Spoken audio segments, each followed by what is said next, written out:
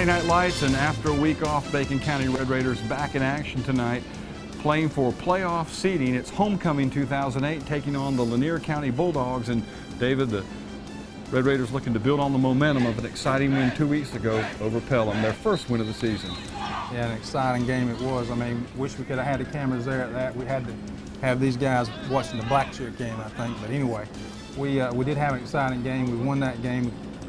Just outstanding performance by such a small team. And we're looking forward tonight to see if they can take that momentum and go against Pelham and get another win in the win column. With Lanier County here tonight, is there any mojo left over? Can they keep the momentum going? Is it win number 2 in a row tonight? We'll find out on the Game of the Week straight ahead.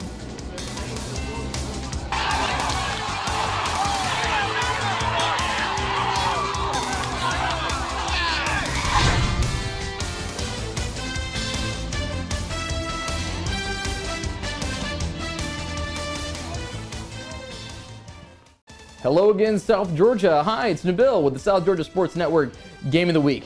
I have to clear something up, so I'm going to do it right now. Everybody, I do not work for Georgia TV now anymore. South Georgia Sports Network, it's my new home, and it's my home, as in it's my channel.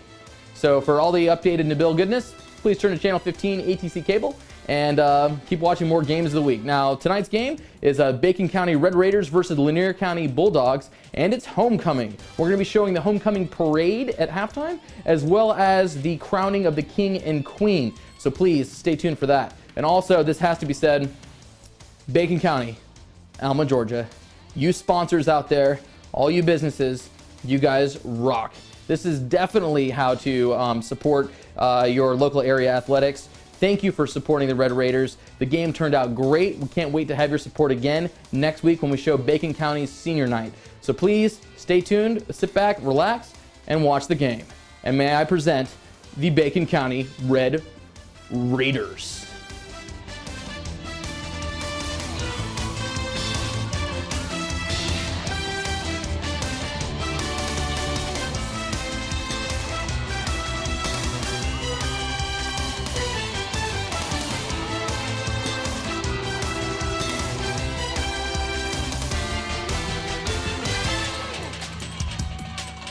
This game is brought to you by SGSN and WDMG 860 AM, the Talk of the South, with 97.9 The Big Dog. This game is sponsored by C. Bennett and Johnson Insurance, for everything you hold dear. Family Vision Care, for a lifetime of vision health since 1955. Morris Ace Hardware, the best brands at the best prices with the best service. Rockingham General Store, opening the new edition January 2009. Jay's IGA, hometown proud, go Raiders. South Georgia Diagnostic and Prevention Center, with Doctors Clay Carter and Lou Ellen Hutchison. Sam Edgar, running for Superior Court Judge. Vote. Cawthorn Auto Sales, great cars at great prices. Red Raiders in their all-red home uniforms taking the field now. And Reed Burkett has taken over the kickoff duties in recent weeks. Let me tell you also some good news on the health front. We mentioned manpower-wise. Michael McCarty is back in the fold. So is Ethan Hampton. Well, Sabron Mosby, the talented freshman, thought to be out for the year with a back injury. He is healthy. He expects to play tonight. Cedric Suggs has been cleared to play.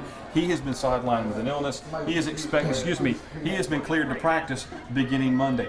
There was a little bit of a mix-up here. We weren't sure who was defending what goal, but I think we got it straightened out now. Yeah, there was some mix-up. You know, our statistician brought up something in my office earlier today, talking about this Lanier County team. It said this wet surface may play to Bacon County's advantage with the speed issue. Red Raiders kicking off from left to right as we view the action here from the home press box. Reed Burkett is the kicker. Raiders in red helmets, red pants, and red jerseys. The Lanier County Bulldogs, red helmets, white jerseys with black noodles trimmed in red and black pants. And the kick going to go off to the left side, taken by an up man at the 15 to the 20 to the right side. No, he cuts across now, cuts the corner, 30 to the 35 to the 40. He's got blocking. He's across midfield, and he is dragged out of bounds at the Red Raider 42-yard line. A nice return by number 3, Dedrick Sermons, and a rough estimate thereof around 43 yards on the return, so they have a very short field to play on at the outset. And that was Reed Burkett on the stop. He actually had a jersey, handful of jersey with a couple other Raiders helping him get him out of bounds. Yesterday, the Bacon County JV short-handed because some of the guys who play on Friday nights often suit up on Thursday, but with the homecoming parade, they were really short-handed. I think around 15 players, and they lost to Coffee 26-0. The middle school team ended its season a week ago, an 8-6 loss to Martha Puckett Middle School in round 1 of the middle school playoffs. So Coach Ropey and the middle school Raiders done for the year. And as we mentioned, we found out earlier tonight that the softball team, their season is done as well. Football here tonight, McFather brings them up in the power I. Hand off right side, it's Sermons, who bolts his way to the 34-yard line, gets around 8 yards. Well, we know he's one of those go-to guys. He's one of the 6 we talked about, evidently. He is. That was actually Clint Burkett on the stop. And we've heard that they're going to run at you, you know, right up the middle. That's what I actually heard from some of the Clinch County guys that played against them, said they run right up the middle. Don't start comparing to Clinch County, not just yet. Again from the power I, they're at the 35-yard line, 2nd down and 2. Sermon's right side, he's got a hole, and he's got a first down to the 28-yard line. They like to run the right side, and they're moving right to left, but twice in a row that they went over that 2-hole, it looked like. It's going to be 1st and 10 for the Bulldogs. So they move the sticks, 1st and 10 for Lanier County at the Bacon County 29-yard line. Opening moments of the first quarter, 11-10 on the clock, 0-0 our score. McFather with a 3-back set, double tight ends again. Turns, hands off to Sermons. He's hit in the backfield, spins around, gets back to the line of scrimmage, and we saw Michael McCarty and Corey Hatton on the stop. Yeah, there's several Raiders met him on that, and looks like that's kind of like a power I formation they're lining up in. Yeah, it's a derivative, I would say. I don't think you can call it anything but that, but at that time, and they're certainly spaced out more than a traditional power I. A loss of 1 on the play, 2nd down and 11. Mentioned McCarty, good to see him out there, his tenacity. All the players looking pretty loose earlier today. Raiders showing blitz, toss sweep right side. Sermons stopped in the backfield. Ethan Hampton was there. So was Chris Murray, and that's going to bring up 4th down. And that was great containment by, what is this? We're doing side straddle hops. Oh, yeah. Excuse me, it's actually 3rd down. 3rd down and about 14. Yeah, along the lines of, I remember David Pollock when he played at Georgia used to do the jumping jacks or side straddle hops, if you will, between the plays. I was always afraid they were going to snap the ball while he had his back turned. Call a 3rd down and 13. Ball at the Bacon County 31. McFather under center. Split backs this time. Receiver left side. And they run across. And he is dropped all the way back at the 40-yard line. A huge loss. And Dustin Taft on the play. It's going to bring up 4th down and a long ways to go. Yeah, he had 2 receivers down there deep. He actually faked me out because I was looking at the guy running the ball up the middle, and he didn't fake out the guy who made the tackle. Not only are they doing the jumping jacks on the field, but a couple of the guys on the sideline. I saw Jerry Champion, one of the freshmen, doing it as well. It's going to be 4th down at around 22. Reed Burkett now the single safety for the Red Raiders. Bulldogs are 1 man short as they send a man on now. And it looks like Sermons is going to do the kicking as well. Stands at his own 48.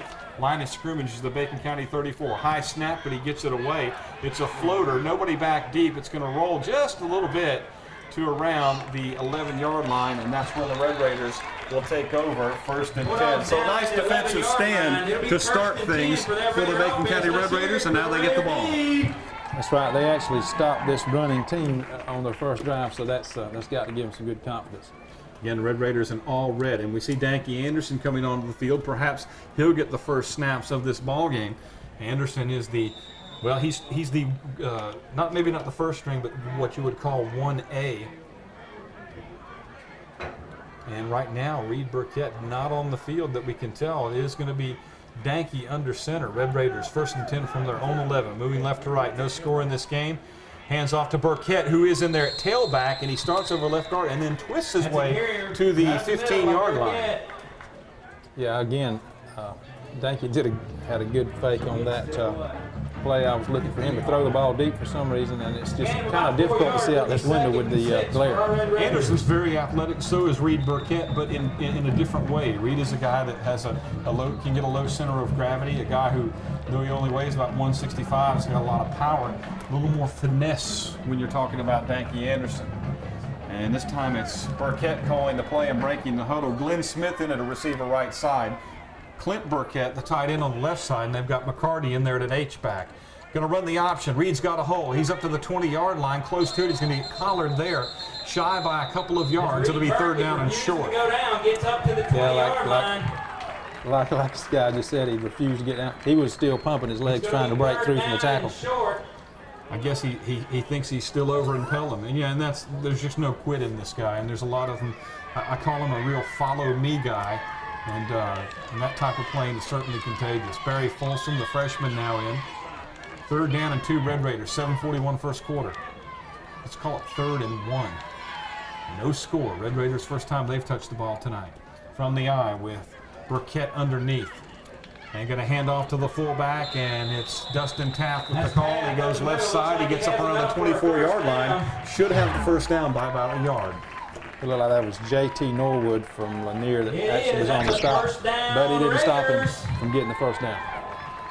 Red Raiders have shown the ability to be meticulous, methodical on offense.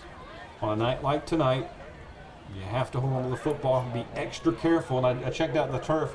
I'll tell you, the way it has rained today, it is amazing how well the drainage has come through on this field. 1st and 10 Red Raiders after they move the sticks.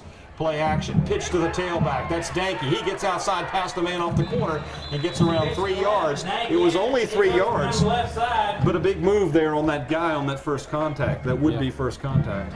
Yeah, that was a good move. He got by the first guy. And actually, number 35, Dakota Moses, a 10th grader, was on the stop. And actually, give him around 4 on that, David. You know, Lanier County, population-wise, may be no bigger than Bacon County, so we may be dealing with on even terms for a change here. Folsom in the slot, McCarty, the receiver, right side. Long count, goes to the fullback, and Taft fighting for yards, gets around 4 more. Looked like he was hitting the line of scrimmage, and like you said with Burkett, kept his feet driving even though he was standing straight up. Yeah, that's a conscious effort these running backs have to make to keep, if some guy knocks you for a loop, it's pretty easy to go down, but you keep driving those feet, and I'm sure those coaches have drilled them on that.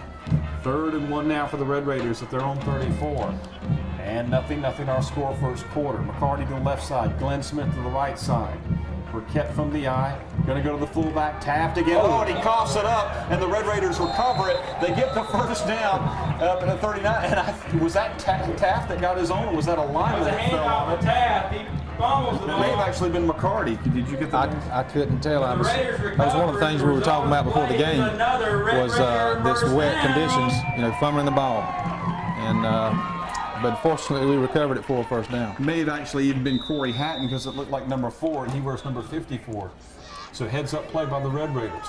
Moving northward, as we say. 2 receivers left side as they're right in the middle of the field. On the keeper, going to push it right side and get about 2 yards with Burkett. That was almost kind of like that cocoon thing. I don't think that's what it was, but see, you got me looking for it now. Yeah, the coach says you can look for it when they see the offensive line. They kind of intertwine their legs, so to speak, go forward. One leg behind the other when they move in a kind of a C formation forward. 2nd and 7 for the Raiders now at their own 43. Smith, the only receiver to the right side, and they're going to put McCarty as an H-back in the same side. From the eye, Danke Anderson hands off to Reed Burkett up the middle, and he's got a first down at midfield. Nice hitter right up the middle. And he gets a nice block from his fellow senior captain, Chris Murray, getting a good push up front. Yeah, he had 2 big guys he's following. But what's amazing to me is how the defense is stacked in there. Within a 5-yard area, they're just stacked in, not honoring for the, looking for the pass or anything. They're coming, and it's hard how our guys. It's amazing how our guys block forward enough for us to get a first down. Folsom seen a lot of action tonight, David. He checks in with the play. 4:47 of the first quarter. Clock rolling, moving along pretty well here. Raiders at midfield, actually a ball length shy of midfield. 1st and 10. Now split McCarty out and put Folsom, the stand-up receiver, in the slot. And Burkett checking off just a little bit, showing stunt in the middle of the Bulldogs. Taft's got it right side. He gets 3. He's got 4 yards. And Dustin is a guy who has a couple of, actually now I think 3 100-yard efforts on the season. You know, the way that the Raiders run the ball, they eat that clock up. You know, with 4 minutes left in the first quarter. And like you said, moving north. Well, there's a reason why we always say you want to establish the run, because as you said, That's right, I said it. you can eat up clock and you certainly keep the ball out of the other guy's hands. And at 3:57 of the first quarter, Raiders on the move. 2nd and 6 now at the other guy's 47. Back formation, Smith the receiver right side. Gonna run. Reed Burkett right side. He's to the 30, 25. There goes Reed. 20, 15, 10, 5. Touchdown. Touchdown. Reed Burkett, a touchdown machine. His 7th touchdown of the season, his 5th in the last 2 games, and it makes it 6-0 Bacon County. Touchdown. I think maybe that's his longest. I'm not sure how long his longest run to touchdown was last week. He had a 51-yarder against Pelham. Okay, well, this was 50 then. Is that no? It wasn't. It was actually what? 48? I think 47. 47. Quick pass right side to McCarty into the end zone, touchdown. They ran the old wicket gate and nobody was covering McCarty. That's why you do it. And it's 8-0 Bacon County on top. Let's pause at 3:40 of the first quarter. Raiders up 8-0. 30-second break. You're listening to Bacon County Red Raider football.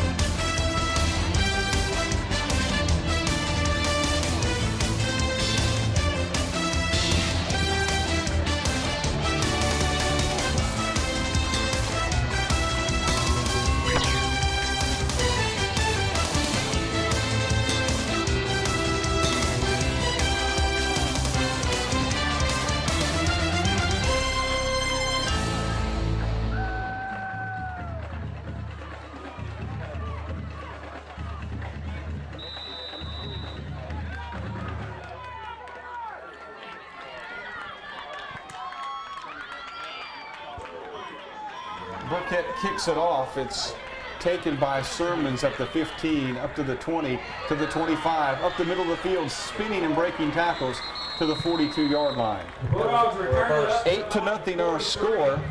Bacon County leading Lanier County 3:33 the first quarter. John DuPont, David Johnson with you. And Jason Taylor, our statistician. A 10-play, 89-yard drive by the Red Raiders, capped by Reed Burkett's 47-yard touchdown run. The 2-point conversion pass to McCarty was good. It's 8-0. But once again, the Bulldogs start with great field position, their own 42-yard line, albeit they are not in Bacon County territory this time. Raiders load up the line, and the Raiders got a hole on the right side. He loses his shoe. Down the sideline he goes, and no one is going to catch Sermons. And into the end zone he goes. And the Bulldogs answer just as surely as you please, a 58-yard touchdown. Answer the Red Raider drive. Now, David, The score. gut check time. They certainly know how to play, how to volley back in two.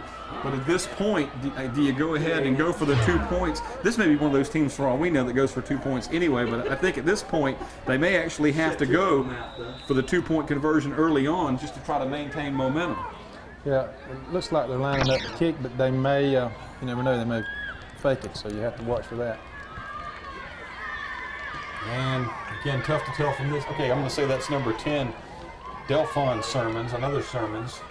These guys have got their jerseys tucked in, and they are going to fake it. It's not a very well-executed fake. Let's see if he can beat him to the corner, though. Knocked out of bounds and did not make it in. Red Raiders did a good job of sniffing that out right away. You don't see a fake on an extra point executed in that fashion very often, at least not at the higher levels, because the kicker's usually not an athlete. Good job by the Raiders, and the score is Bacon County 8, Lanier County 6 at 3:21 of the first quarter.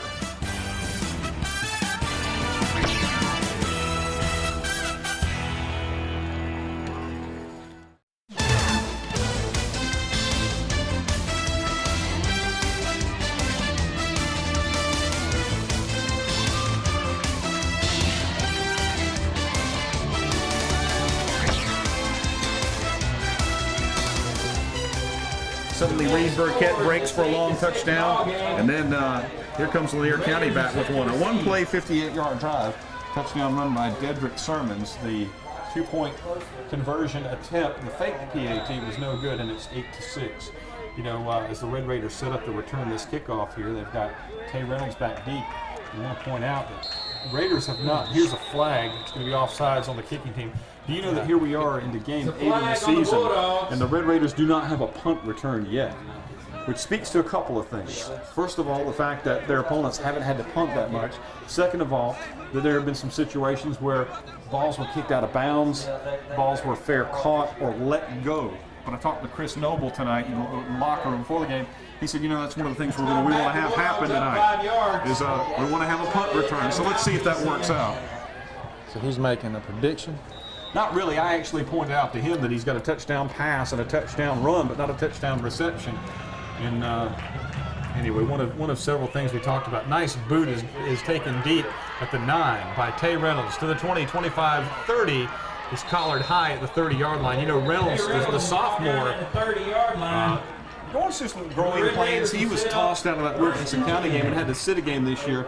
Coming into this ball game, rushing-wise, 12 carries, 21 yards. But Tay is a guy who has had a great season on the JV. So he's just not quite there yet in terms of being an every-down tailback. But he's a guy that if he keeps going, he's going to be a good one.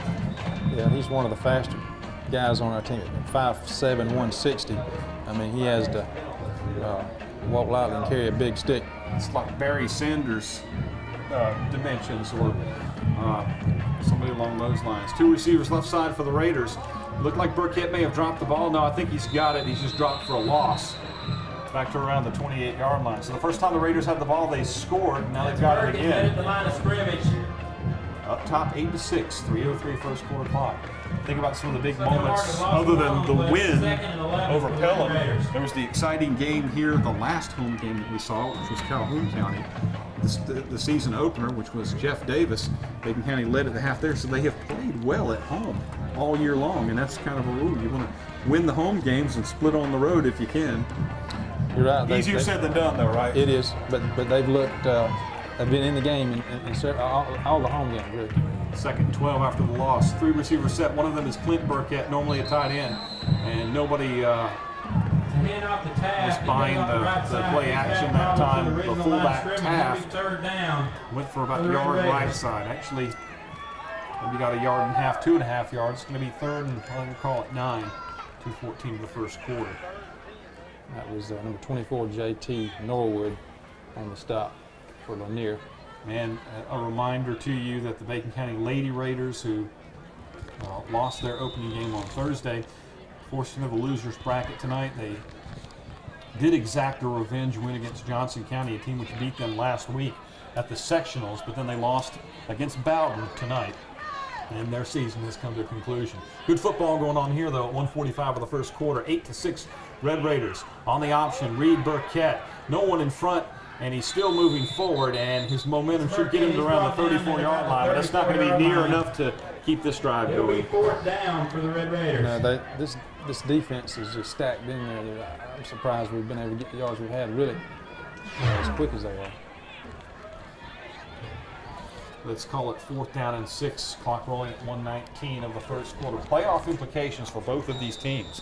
You're talking about the number 2 team in the sub-region in Lanier County, number 3 for Bacon County, and both teams want to maintain their positions so that they can play in the postseason. That's been their mantra. Make it to game number 11. McCarty back in this week. He is back to punt.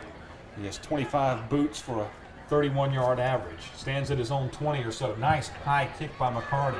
And it's fielded at the 40-yard line. Up the right sideline he goes. Oh, it could be smooth sailing. Only the punter to stop him, and McCarty does, hawking him down at the 24-yard line. Sermons yet again. Returned by the Bulldogs. And the big play can hurt you. But again, kudos to McCarty making the stop there. He did not take it all the way to the house. They're still going to have nice field position at the 23. You know, you listed several running backs in your article in the paper this week, and I don't know, I guess that's one of them, that he was blinding speed there for a second. And now they're going to split a man to the left side. 1st and 10 for the Bulldogs. And they're going to run a man over left guard. He's going to break across the field, down into the end zone, into the corner. He scores. 32 is Dakota Flanders, a sophomore. He was one of the guys that we had scouted. And now the Bulldogs are up top, 12-8. Bulldogs go ahead. 12-8, Lanier County on top of Bacon County. Now here's the thing: when you go for the 2-point conversion from the get-go and you miss it, then you have the decision of, do you try to even up on the next time, or you're playing catch-up the ball the rest of the evening, or do you just go ahead and kick the PAT? My logic tells me they're going to go for 2 again. Go for the 2-point conversion. And they'll go to that power I again. McFather going to hand it off right side to a back who gets down close, and no good. It's no good. Twice denied on the 2-point conversion. Check that, 33 seconds left in the first quarter. Lanier County 12, Bacon County 8. Let's pause for a 30-second timeout. You're listening to Bacon County Red Raiders football.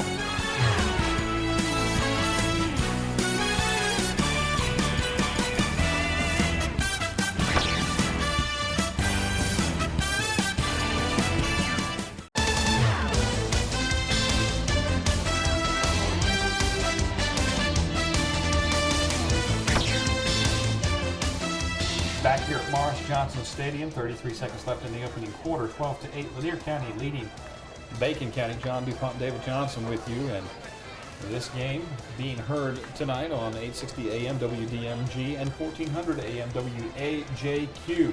Also, don't forget the rebroadcast on Tuesdays beginning at 7 o'clock on ATC Cable Channel 15. Salute to Nabil and Tim for their outstanding technical work. Nice kickoff, going to be taken by Reynolds again around the 8. Center of the field he goes and runs over a man at the 32-yard line. A nice 24-yard return by Tay Reynolds. And here comes a flag late. It's going to be a personal foul or of some sort after the play, or an unsportsmanlike penalty. Clock stops at 29 seconds left on the opening quarter. And it's probably going to be, I guess I'm wrong, it's probably going to be a block in the back if it's against Bacon County, but it did come in so late there. A personal foul against the Red Raiders, and you can't be doing that when you've got the kind of tempo that they have. You can't hurt yourself with mistakes. It's a sign of an immature team, and this team certainly has matured a lot as the season has gone on. Young guys that may be freshmen or sophomores who've been playing all year long, you can't even consider them a freshman or a sophomore anymore. They're almost equal to a senior at most schools because of the playing time they've had. Yeah, you're right about that. So the Raiders will set up shop 1st and 10 at their own 16 once they actually set the ball ready for play here. 12-8. And I think Coach Brown is still having his day in court. It's not like they're going to reverse it. Not much of a crowd along the way, and it is a bit of a haul from Lanier County, especially on a rainy night. You don't want to be out if you don't have to, but now I can see some of the home folks have showed up here. They have answered the rally call that we put forth, and we appreciate that very much. 4 receivers set for the Red Raiders as Reed Burkett takes a snap from shotgun, and a straight quarterback draw, not even a draw, just a straight run up the middle, and he gets to around the 18. That's Reed Burkett up That the middle. was number 22, I believe, Dedrick McGriff, some freshman. I wonder if they call him the crime dog by chance. Long 7. They might. He met Reed heads up right there in the middle. You know, one thing I noticed, David, I don't know if you noticed it or not. At the end of the first quarter, I'll tell you what I'm talking about on the other side of the break. At the end of the first quarter, Lanier County 12, Bacon County 8. Let's pause for a 60-second timeout. You're listening to Bacon County Red Raiders football.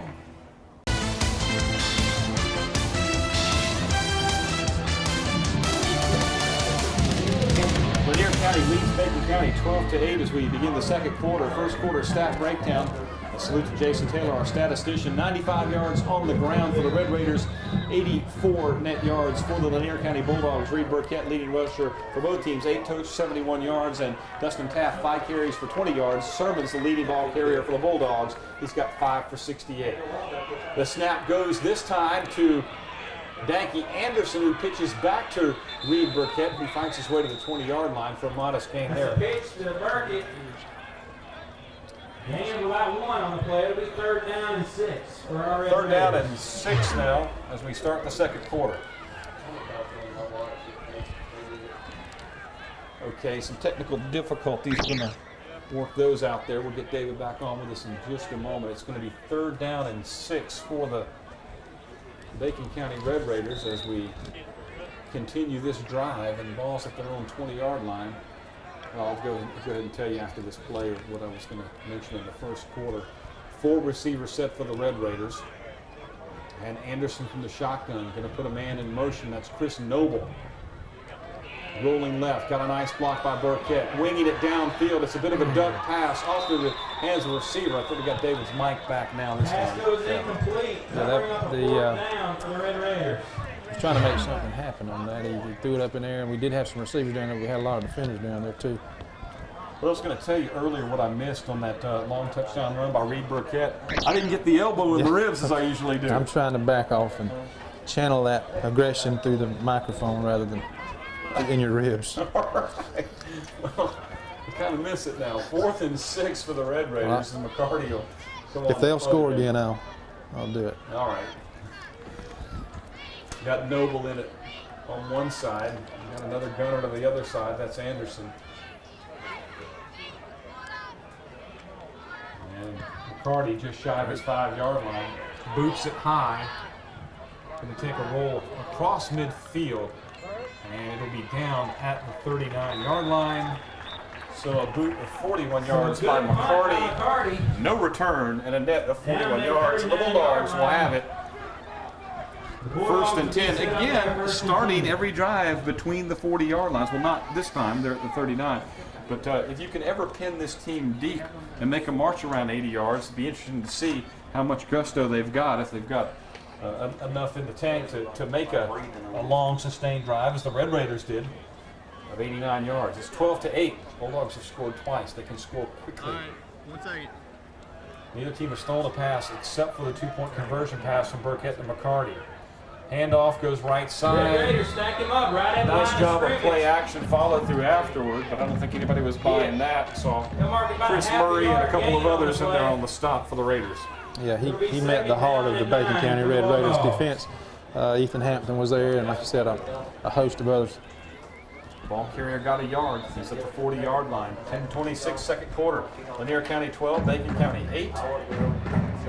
2-point conversion very crucial. The 2 missed extra point attempts equally so. Sort of a reverse of the power I. And a running back breaks into open field down the right sideline. Tay Reynolds the last one who can catch him, and he does at the 12-yard line. A huge pickup there by the Bulldogs. Number 4 is Lance Davis. Wow. And they're going to mark it, let's see, where at the 15-yard line. A gain of 45 by Lance Davis.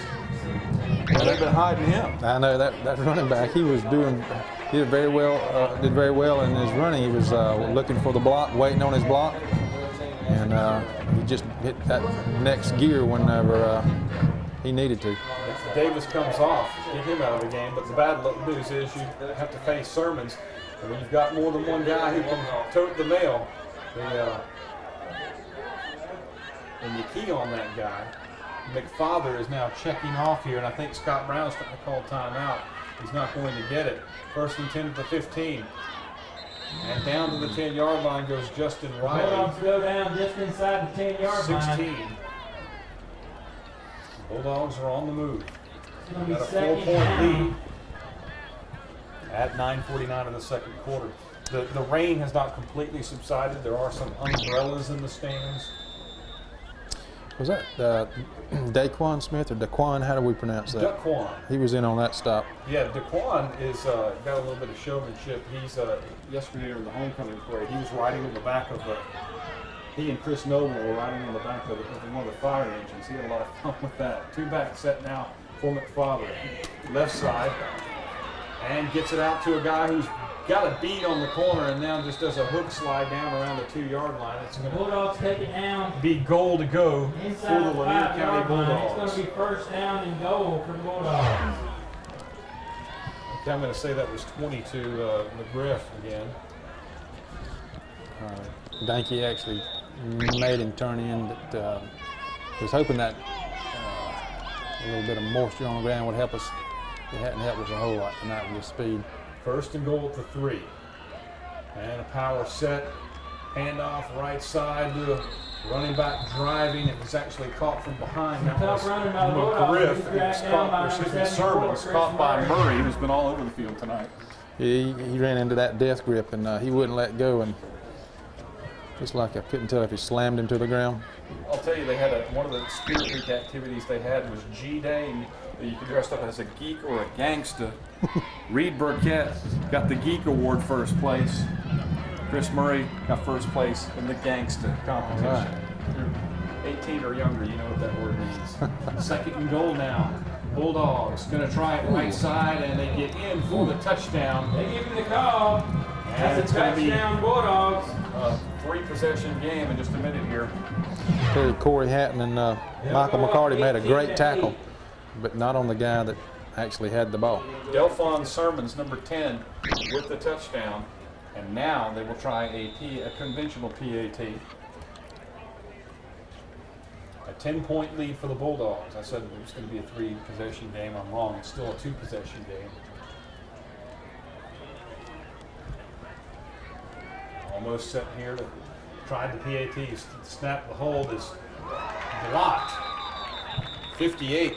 That kick is Teddy blocked. Samolo didn't have the best Raiders step up again. execution Score him on the extra point executional conversion process attempt. to work with. Looked like the snap was With low, and then 8:23 to go. Holder had a in tough the time half. getting a handle on it. So 18-8 is our score, 8:23 of the first 18-8. quarter. Let's pause for a 30-second timeout. You're listening to Bacon County Red Raider football.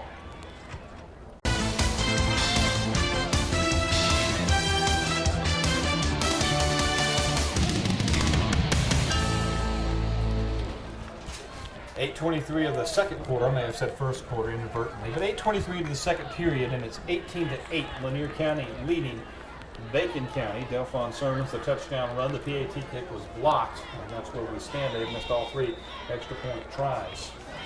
Just did a quick rundown here. 48 players are on this roster. 6 plays and 61 yards, Jason Taylor tells me. On that scoring drive, by the way, the short kick is recovered by the Bacon County, returned up to the 34-yard line. 48 players on that roster, and probably, I'm going to guess, Bacon County has around 31 healthy bodies here tonight. That was McCarty on the kick return, by the way. I wonder how many of that 31 actually had to play yesterday. I think half that number played. I asked Coach Sidney Spell, I said, what'd you dress around 15? And he said, and every one of them played. So I don't know that he did an actual census, but that was the 4th kick return of the year by McCarty, by the way. Red Raiders set up shop, 1st and 10 at their own 34. And they're going to load the backfield. And the handoff goes to Reed Burkett, gets the feed from Yankee Anderson. They try the middle and go down. Maybe a yard game, but I'll tell you this one. If you're only going to get a yard between the tackles, For our Red Raiders. I think you'd rather see it that way than running the option. And I'm not trying to pick apart this offense, but there's such a nuance to it, you know, and it's, if the reads aren't there, you're not going to get a lot. It's been fruitless on many occasions this year. You got to wonder if they're going to try some play action with Danke at the helm at quarterback. And a salute to the coaches for making that adjustment as well, and experimenting with some different formations and whatnot. Reed driving low, gets to the 41-yard line. That's what Scott Brown was telling me in the 3rd week of the season. He was saying, you know, we're still experimenting and you know, who works best where, with what personnel groupings, and that's really an ongoing process. I don't know that you ever settle into one thing. Now, every week we see a different little wrinkle they've put in, or either a different a whole set of play calling that we've not seen the week before. Noble comes in, and Noble told me, he did say that there was some sort of a trick play that they were working on, but he didn't tell me what it was. I see the band making its way down to the far concourse of the stadium. I think they got the blackout working tonight. That was something the seniors did during Spirit Week. And Burkett gets the call on 3rd down, fights his way left side to around the 44-yard line. He's going to be short by about a yard or so, and this is a tough call right here. This is one of those situations where do you go for it 3rd and 1? I think maybe initially what you do That's going to be a is you come out and try the hard snap Raiders. count. I think they gave him a 1st down on that. Outstanding. Gets the generous spot. And so the drive, well, we won't go there just yet. We'll extrapolate later about what you do on 4th and 1 from the 44. Because it's 1st and 10. And a power eye look for the Red Raiders with Anderson. Hands off to the deep back who's collared for a loss. Nice penetration by the front wall of the Lanier defense. Yeah, they're sending them just about every play. Red Raider was caught behind the line of Yeah, I scrimmage. wonder if we're It's gonna going be to second try down a and play 11. action, to try to make them honor the pass at least. Raiders threw the ball one time, put the ball in the air one single time against Pelham. Pelham only threw the ball 5 times. So this game has been much like that here at the outset. 6:02, second quarter, 18-8, Lanier County lead Bacon County. Early movement, and Raiders are saying that it's against the Bulldogs. We'll see in a moment. Raiders did get on the board, set the tempo early, an 8-0 lead, but 3 unanswered touchdowns by the Bulldogs. Raiders have the ball now, though. Offsides against the defense. That'll help. Defense. That's going to be 5 yards. And that'll push it up to around the midfield stripe, close to It'll be around the second 48. down and a long 5 for the Red Raiders. Glenn Smith now back into the ball game for the Raiders. See, now that we've got McCarty back, he's a pretty big target to do a little slant across the middle maybe, and I'm not trying to second guess the coach, but Well, no, he is. He absolutely is, and he's tough as well. 2nd and 5, Raiders from their own 48. Burkett back in there, and the handoff goes to Tay Reynolds, who gets to the 44-yard line, and a 1st down. With a nice run. And I'm going to tell you, that may Gets down just be inside the his longest 45-yard run line. of the season on the varsity level. 10, Red I was Raiders. looking at your stats. How many yards does he have this year? Have you got? Well, coming into this ball game, 12 carries, 21 yards is what I have. But again, around 7 on that play. 1st and 10. Red Raiders are now in Bulldog territory, just inside the 45. 5:36 now. Could be the last drive of the half. 18-8. Raiders trailing. 3 backs for Anderson, and he calls Burkett's number, and he runs over a man That's Burkett with to get some down to more tough the running. 37-yard line. That was Delphon Sermons who finished it off. Taking it down You know, to for a about the 5'8", 37. 150-pound, that's what we've got him listed on the roster here. He runs a lot bigger than that. It's going to be second down. Reed about told 3 me in yards camp he to was go around for the 165. Raiders. Now, as the season wears on, I don't know if he loses weight or what have you. I think he does wrestle around 145 in the winter time. He got 8 yards on that play. Check it, 7 yards. Ball to 37. 2nd down and 3 for the Raiders. Burkett is back under center now, and he fights his way to the 33-yard line for a 1st down. Here's something else that we talked about with Burkett and with Yankee Anderson. They do Gets different it down to things. about the 34. And Scott Brown and Just like that. That's another 1st down. and Coach Raiders. Richards, they're the offensive coordinator, doing a good job, I think, of keeping the Bulldogs off balance at times, keeping them guessing who's gonna be the weapon and what's gonna be the tendency when he gets the ball. You got to wonder, Coach Brown just sent DeQuan in, if they're going to call his number, because I don't know if we've seen him run tonight. No, not yet, and he has been a nice changeup for Taft. Ball at the 34, 1st and 10, Red Raiders with 4:38 left in the half. And they give it to Reed Burkett behind the block of those 2 fullbacks, and he hurdled himself for a yard or 2. Again, he tries the left side. And you notice It's about a half I want yard. to say something here that we rarely ever call out, but the manager's doing a good job tonight, and they're having to earn their pay. I think some of the middle school guys hustling the dry football in and out every play. And one guy's got a, give me the ball, man. He's got the towel there. They got a system worked out there, and DeQuan Smith comes off it. And one thing about DeQuan being the change-up guy, they know that he can carry the mail. And coming into this ball game, 16 carries, 94 yards. He has the highest average. Now, I don't know if you want to use a minimum there, but after he's 3rd leading rusher after Burkett and Taft. averaging almost 6 yards a carry, 5.9. So if they watch the film, they know what he can do. Red Raiders call timeout. We will do the same at 3:44 of the second quarter. Lanier County 18, Bacon County 8. Let's take a 30-second break. You're listening to Bacon County Red Raider football.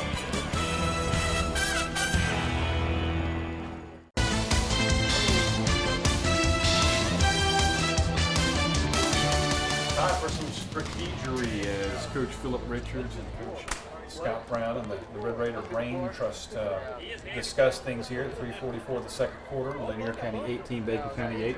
John DuPont, David Johnson with you, and our statistician is Jason Taylor. On the radio side, our studio producer Roland Lott. Don't forget ATC Channel 19. Excuse me, 15. I'm a little dyslexic with my numbers there, but 15 on ATC. You can catch the game of the week on Tuesday. And David's great. He jumped right in there with he's Johnny on the spot with that stuff. Don't forget too, though, on the newspaper write-up in the Alma Times next Thursday. Reed Burkett went airborne to the 31-yard line, and he picked up around 3 yards the hard way, using his body as a weapon. Yeah, and the other guy used his as a weapon. And when I was looking at this big number 78, he's a freshman for Lanier. One of the biggest guys on the team. They got him lined up at, looks like left guard maybe, the defensive. Jeremy Daniels, we don't have his weight listed here. Well, he reached over while ago on the play before and grabbed Reed just like. One-armed him, huh? Like a beast. That's right. Hampton over the ball now, and you know Michael Thornton did such a great job, the freshman starting at center against Pelham, but it sure is good to have Ethan back in there. Full house backfield for the Raiders with Danke this time. Going to toss, sweep it to Reed right side. Halfback pass, going to throw to McCarty. Once McCarty, who's banging it around with a D-back back there. That's sort of that wild hog thing that you see so many college teams doing. It's incomplete, of course, and no flag there. But I talk about the wild hog. That's what they called it at Arkansas when Houston Nutt ran that with Darren McFadden. Now they're doing it at Ole Miss, and a lot of teams are starting to follow that same course. Had a lot of success with it. That was a good. I mean, it was a good call. They actually picked McCarty, picked him up when he tried to go out for the pass though. This would be a long field goal, too long for Tom Anderson. I would be afraid at 48 yards. All indications at this point are that the Red Raiders will go for it on fourth. Now we can talk about what they do on fourth down. Coach Brown is over there with Danke Anderson. Reed does a good job with his inflection of drawing people offside. They're gonna call timeout to think about it, and that's a wise move at 2:50 of the second quarter. 18-8. Lanier County leading Bacon County, and we will pause for a 30-second timeout. You are listening to Bacon County Red Raider football.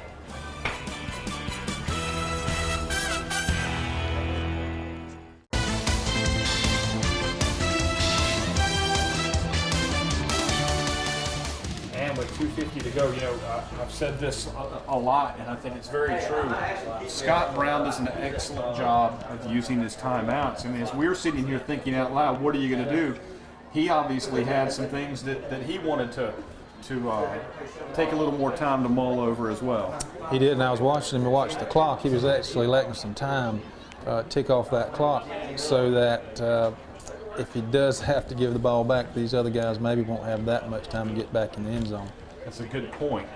It's 4th down and 7, and you can draw the other guy off sides. You can get 5 of them right there, but that's a big if. Then maybe you take a shot.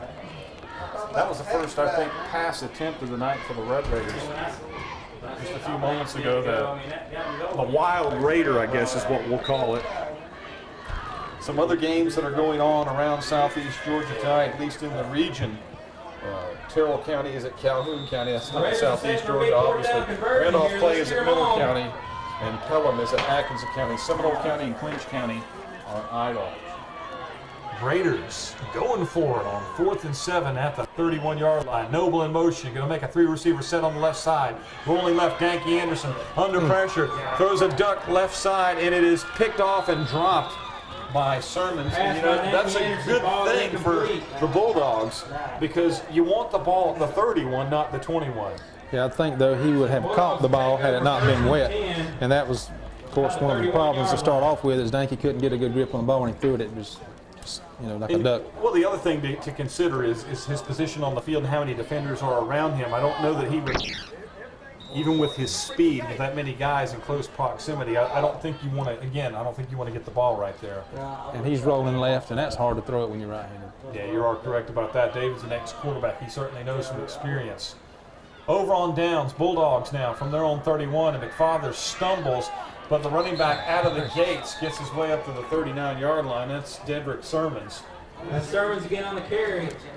I say out of the gates, and all I can think of, I think this is Breeders' Cup weekend, you know, and I'm thinking about horses and stables and fleet runners and guys that can run in the mud. I mean, it's totally appropriate.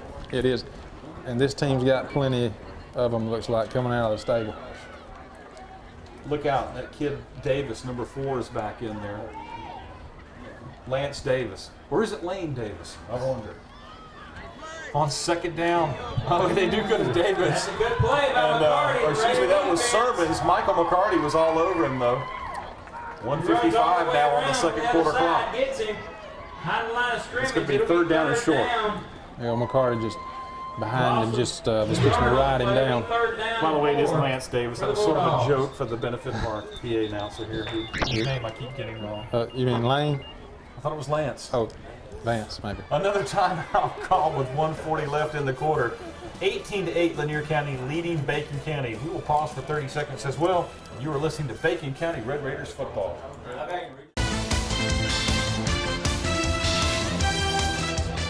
This game tonight being heard on 860 AM WDMG and 1400 AM WHAQ. And we are, of course, blasting the continental borders via the World Wide Web on 97.9thebigdog.com. You can get that link also at albertheim.com. And on the TV side, a salute to the ATC Game of the Week, Channel 15 on Tuesdays at 7 o'clock. Thanks so much to our radio sponsors. BENNETT&JOHNSON Insurance, Lamar's Pharmacy, ATC, Family Vision Care, just to name a few. So the Red Raiders on defense trying to make another stout stand. Bulldogs at their own 37 on 3rd and 4. Some crisscross action in the backfield. And guess what? Sermons is going to get dropped. Raiders stayed home on the backside and looked like Hatton was there among a few others, and that's going to be a punting situation for the Bulldogs. Bring up a 4th down, and the Raiders are going to burn their final timeout. Let's keep it here and discuss what has gone down here tonight. 1:25 in the second quarter, 18-8, Bacon County trailing. The Red Raiders scored on their first drive of the night, made the 2-point conversion. They led 8-0, but we saw that speed on speed, as Coach Brown calls it. 3 unanswered touchdowns by the Bulldogs. But I'll tell you, Dave, this team looks like a lot of others that we could name, like Terrell County, like Wilkinson County, whereby you're talking about a situation where a team is very talented, but at times undisciplined. I wouldn't say this team is undisciplined, but they do seem inconsistent.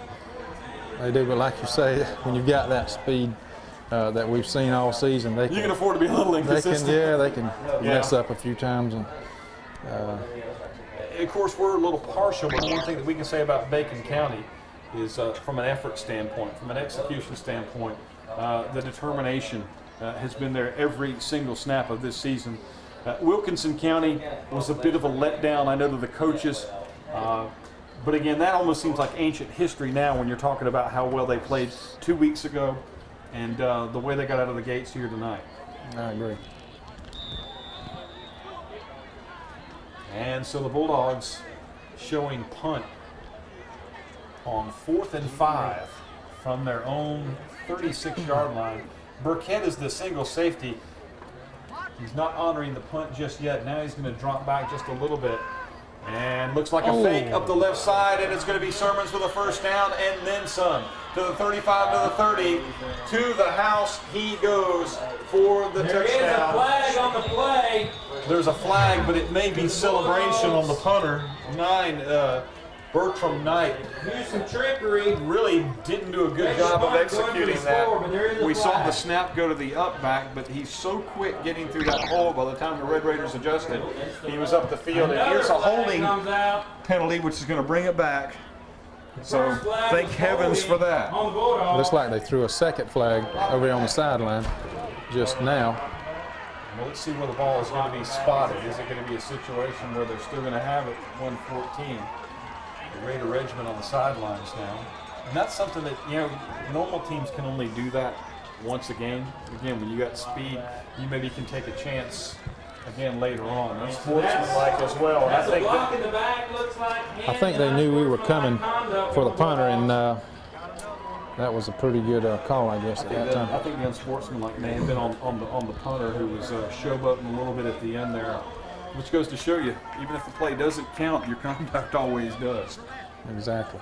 1:14 now, the second quarter. We're going to reset things here. 18-8, Lanier County leading Bacon County.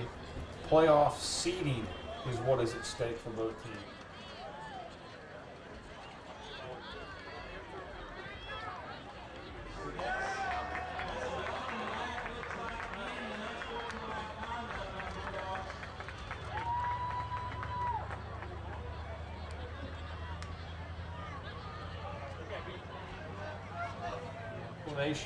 Getting his day in court, so to speak. He just wants to understand it fully, I think.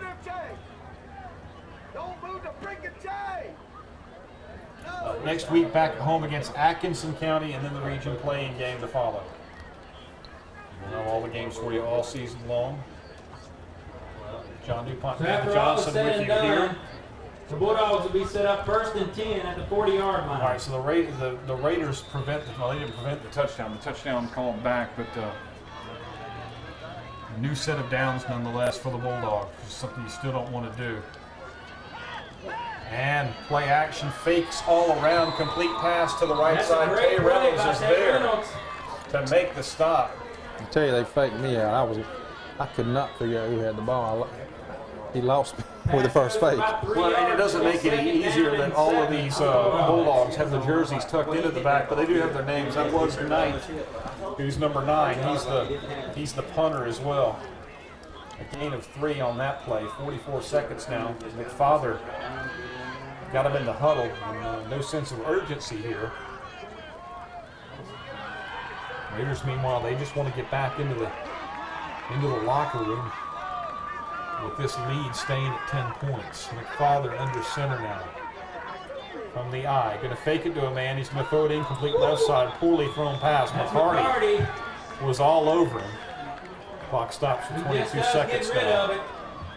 Clock stops. Still, the Third down. home bleachers look like a mushroom field with all the... We've got umbrellas of every flavor and variety you can imagine. It's kind of like a box of chocolates. That's it. Right. That was one of the floats theme, you know. Oh, that's right, Forrest Gump. That's right. In fact, that was the number 2 float. That was the freshman float. The seniors won it with... trying to remember what it was called now, but all I know is a big hand going in a bag of popcorn. yeah, the theme was at the movies, snacking at the movies. Yeah.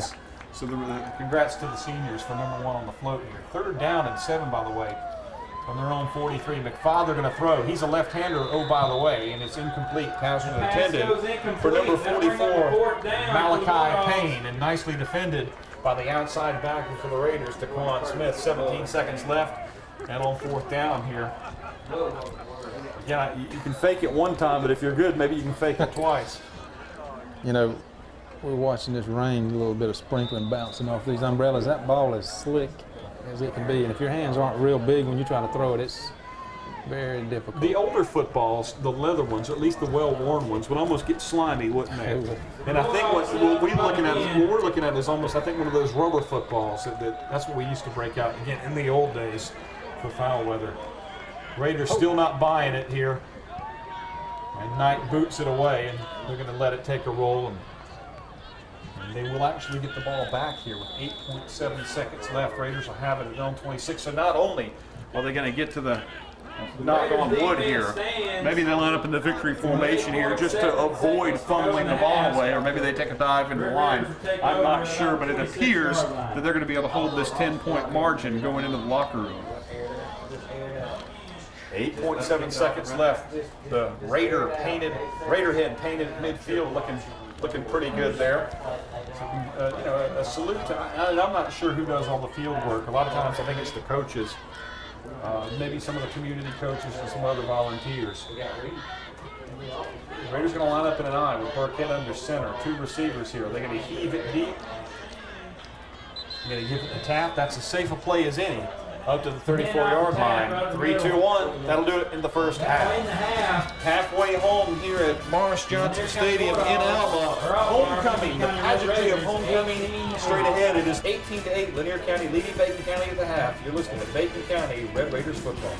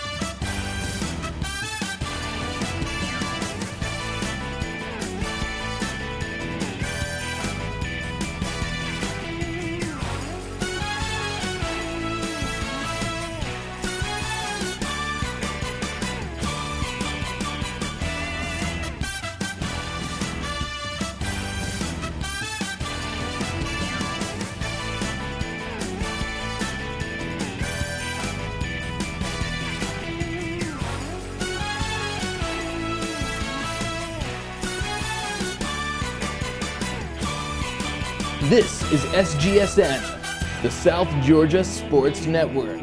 Stay tuned for the homecoming parade and the homecoming crowning of the homecoming king and the homecoming queen and more homecoming goodness. Homecoming.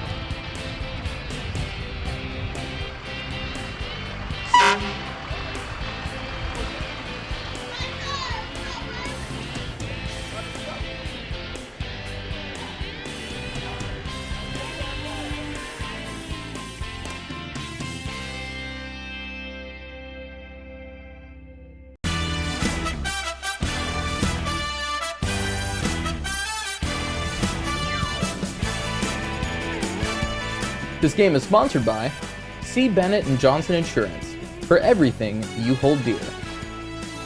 This game is also sponsored by Family Vision Care, for a lifetime of vision health since 1955. This game is also sponsored by Morris Ace Hardware, the best brands at the best prices with the best service. This game is also sponsored by Rockingham General Store, opening the new edition January 2009. This game is also sponsored by Jay's IGA, hometown proud, go Raiders. This game is also sponsored by South Georgia Diagnostic and Prevention Center, with doctors Clay Carter and Lou Ellen Hutchison.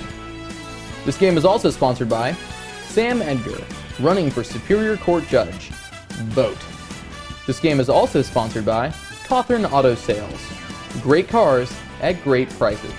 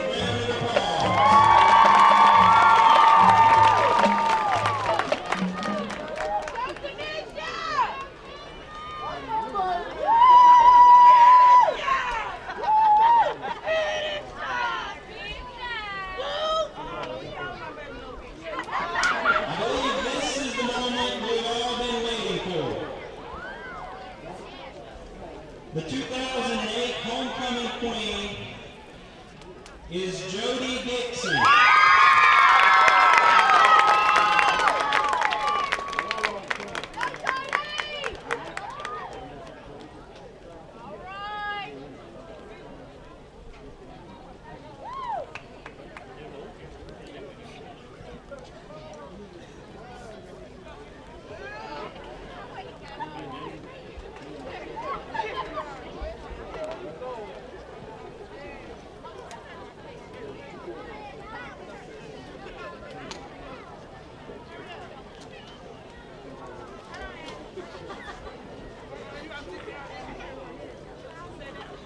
The 2008 homecoming king is Reed Burkett.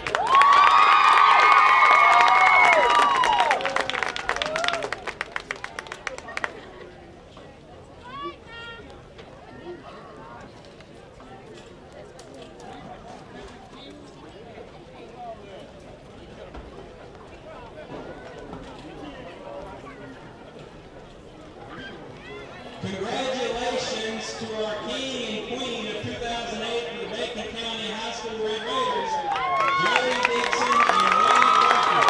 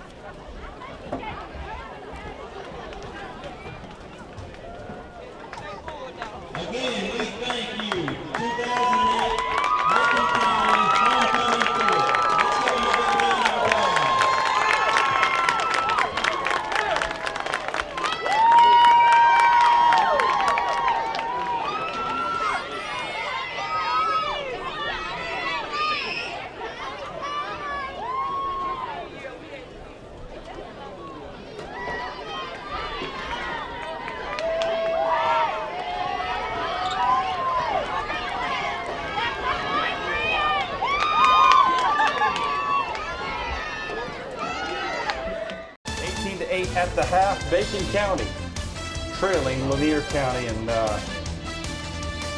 you can always check out the sports on the pages of the Alma Times each and every week. David found something exciting on page 7. Well, one of the guys in our booth, when he got second place in the Exchange Club tournament, golf tournament. Start the second It half. has to be Barry Martin in the booth with him now. Congrats to Barry, and of course read about it on the pages of the Alma Times each and every week. And the Wrong man. Bulldogs captain Grady Curtis. okay, well, congratulations to whoever won. I'm sure there were about 3 or 4 guys on that team. The captain's meeting at the center of the field with the head official, Reese Turner. Of course, Reed Burkett. He's now can have the title of Homecoming King, who has a portfolio of nicknames. Chris Murray out there as well. 55 for the Bulldogs is Grady Curtis. Figure out who you're talking about yet? Brooks Haddock is the guy's name. He's in the booth with us now. Well, congratulations to Brooks, but also congratulations to you mentioned Barry, and oh, this is the second place. Why don't we just name everybody? There's the Exchange Club tournament, golf tournament, and the winning team: Mike Osteen, Chad Bill, Travis Lane, Sam Hendricks, and the Vinyl Depot team. The third place winners: Trinity Forbes, Andy Stapleton, Sid Hires, Luke Hires, and Michael Tyler. And the second place winners: Jimmy Miles, Sarah Gilliard, and Barry Martin. So we're going to name one. We're just going to name all of them. That's fair. Yeah, there we go. Getting thrown out, doing a lot of name dropping. The Raiders look like they're fired up down in the end zone. I could hear them all the way through this plexiglass. Well, you know what? They were pretty fired up this morning at 9:30 at the homecoming at the pep rally. And as I said to Deputy Arthur McCall, he's a school resource officer, he said there's no way we're going to get these kids calmed down by 3 o'clock this afternoon. And today I want to think, what was it called? Red and White Anything Day or something like that. You can basically wear anything that was red and white. And teachers wearing togas. It looked like a bad version of Animal House almost. And a lot of people didn't need to be wearing those togas. Yeah, this is a mighty small group of guys. I don't know what you call them, a band of brothers or whatever you want to call them, but I mean, you know, they fight is a word that comes to mind when you watch them get out on that field. And like I say, roughly around 30 guys in uniform. I mentioned Sabron Mosby. Have not seen him on the field tonight, but he has told me that he is fit to play, fit to fight, if you will. Raiders next week against Atkinson County, a team which is going up against Pelham tonight. One of those two teams will be getting their first sub-region win and effectively will be in the sub-region hunt. It's amazing when you're looking at several teams that only have one win apiece, and you said the possibility that they can be playoff teams. When you're on this level, when you're in you know, a lot of the 1A schools that are broken up into sub-regions, that's often the case. So nonetheless, let's hope that the best football is yet to come for the Red Raiders, both in this game and in this season, as they continue to try to build on the momentum of that win over Pelham. There's the horn sounding the start of the second half. The officials break their huddle as well, and we're almost set to go. Red Raiders will be receiving, and they'll be defending the western goal here at Morris Johnson Stadium. And then again this morning, not this morning, but pregame festivities. The field house officially dedicated in memory of Coach John DeLoach. It's actually had his name on it since the start of the season, but they wanted to wait until homecoming to do it. And so now that's officially known as the John DeLoach Fieldhouse at Morris Johnson Stadium.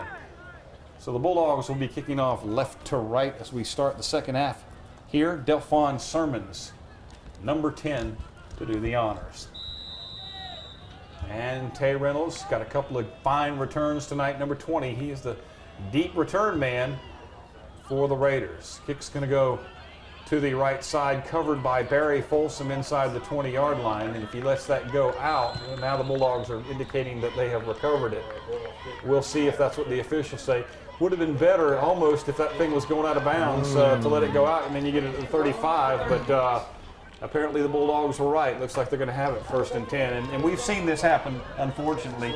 Red Raiders have fumbled away several kickoffs this season. Yeah, I just kept waiting to hear the whistle blow, and I guess that ball was just squirting around on the ground. One prominent case of that was against Clinch County, where Red Raiders fumbled away the ball the first 2 times they had it, and then fumbled the kick return afterward, and that's what happens here. So instead of getting some momentum to start the second half, they've handed it to the Bulldogs, who will have excellent field position. 1st and 10 at the Red Raiders 17. This will be the first play from scrimmage to start the second half. And the Bulldogs have a chance to pad an 18-8 lead. They put the ball on the ground, and McFather covers it. Tay Reynolds came flying in there to try to get it. One thing about Tay Reynolds, even though he is yet to really get his legs under himself as an offensive player, he's really been a presence on defense in situations like that. He's like a little spark plug on that defense. He's wherever the ball is, you know, most of the time you'll find Tay. A magnet, maybe? Magnet? That'd be even better. All the way back to the 27-yard line. It was at the 18, so let's call it 2nd down and 19 for the Bulldogs. McFather, the quarterback. They're shifting for some folks around. Malachi Payne, 44, to the right side now. And Marquevius Glaze over to the left side. McFather going to turn, hand off, right side to Davis.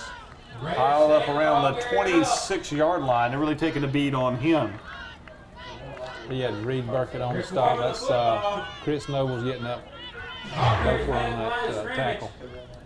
Davis had a 45-yard carry in which he did not score earlier in this game. So even though he got stopped short there, it's not going to do a whole lot to hurt that average. 10:39 third quarter, 18-8 Lanier County leading Bacon County. And ball spotted at the 27. So it is still 3rd down and 19. Very big play for the Red Raiders here against a team that's got speed to burn. Daniel McFather is going to call timeout. Daniel McFather, the father of Josh McFather. Say that 3 times fast. Let's take a 30-second break. You're listening to Bacon County Red Raiders football.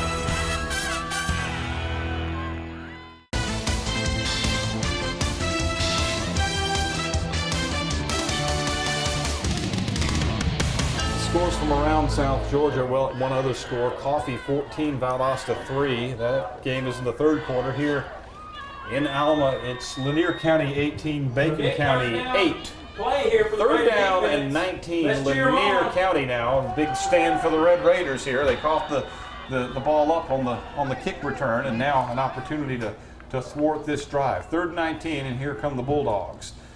Sweep left side, off the corner. He's got 5 yards. He's got around 8 yards, but it's going to be, actually, he's got more than that. It's going to be about 4th and 7. So I'm going to say around 12 yards. I guess that's what you were saying as you were doing Well, I the was, mini commentary there. Is that what you were saying? yeah, that was me and myself and I. And what I was just thinking now, our statistician brought up a good point at the half. We just need one quick guy on our team, one outstanding speedster on our team. They've got 4 or 5 because they have that ability to get outside, whereas we just don't have that. This is a big stand for the Raider It D. was a gain of 10. It's 4th and 9. And of course, they're going to go for it inside the 20-yard line at the 19. And they make the Raiders jump. That's going to give them 5 more yards. It's still going to be 4th down. And so the work is not done just yet.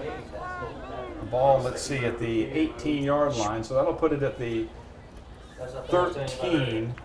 And again, it's going to still be around 4th and 2. They're huddling there.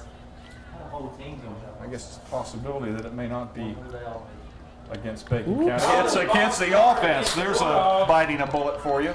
I'm not good on my calls. Would there be some way that the quarterback actually drew them all? I mean, actually made a hard count too hard? Or is that a different call? I guess so. No, I think it's just a situation, just a mental error. Somebody jumped.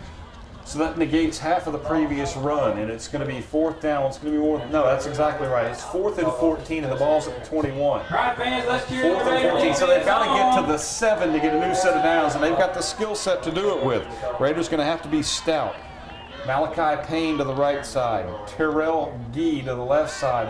McFather, his pass is tipped and broken up. And it's going to be over on downs. DeQuan Smith was back there, number 40. Clint Burkett, 47 as well. So the Raiders do hold. Stand by the They Red did. Raiders. Looked like the coach on the other team was wanting First a and 10 right some kind of there. penalty called on our guy making 21-yard a, line. I don't know, maybe Red a, Raiders. what do you call that play when you tackle the quarterback after he's thrown the ball? A personal foul Yeah. or a Yeah, late hit. roughing the passer maybe. Yeah, they're not going to. They didn't call that back in the 80s. Well, you know, it's always talk about lobbying for calls. It's amazing to me when you see a flag thrown on an offsides penalty, and both teams immediately start lobbying for the call as if the decision hasn't already been made. He already knows who it's against. All right, Raiders take over at their own 21. 1st and 10 now. Burkett is the quarterback under center, and he's going to jam it up in the middle there. They run the cocoon thing. No, Quarterback sneak. he gets to the 29-yard line. It's just a Defensive mini right up to sneak. about the 29-yard Still line. watching for that Nice cocoon game, play. First down. Worked against Pelham. That did look similar. 2nd down and 3 To for the that Red offensive Raiders. line was driving forward. He might have been right along with the line on that play. He got 7 yards. A new ball into the ball game. It was dry when it got there. McCarty to the left side. Folsom to the right. And it is Burkett taking the snaps. Under center from the eye now. Tay Reynolds back in there. Burkett going to keep it right side. Follows the block. Gets it around the Burkett 32-yard keeps it line. That's in. going to be close to moving the chains at 8:26 Takes of the it third down for quarter. another first Lanier down, County leads Raiders. 18-8. They moved the sticks on that one. Reed got it. The beautiful thing about that, when you let the quarterback just run the ball up and they can get yardage like that, is you don't have to handle that ball, hand it off to someone else. That's just one less opportunity for a fumble, and it's so wet out there. Raiders had them moving the chains well tonight. First down count was even at the half, 7 apiece. And they got 22 against Pelham. For some reason, when the field's wet like this, even if you're not, and the teams have done a relatively good job of holding on to the football. That one fumble on the kick return, very glaring. But you don't always see, even though when the ball stays on the ground, you don't see a lot of first downs in games when it's raining. Glenn Smith, the receiver to the left side, now in, and Raiders going to go try that right side Tay again. Reynolds off the right side. Tay got to the Picks up about 2 35-yard yards. line It'll be thereabouts. 2nd down and 8 8:04 for the the Raiders. third period, 18-8. Lanier County leading Bacon County. Call it a gain of 2 to the 35-yard line. We've got young Barry Folsom out there at, I'm not sure what position they got him in. I just noticed he was bowing up at one of the Lanier County Bulldogs. I think he's a lot like Chris Noble in that you can see him in the slot. You can see him split out wide. I don't think you're ever going to see him in the backfield. Smith will go to the left side, Noble to the right side.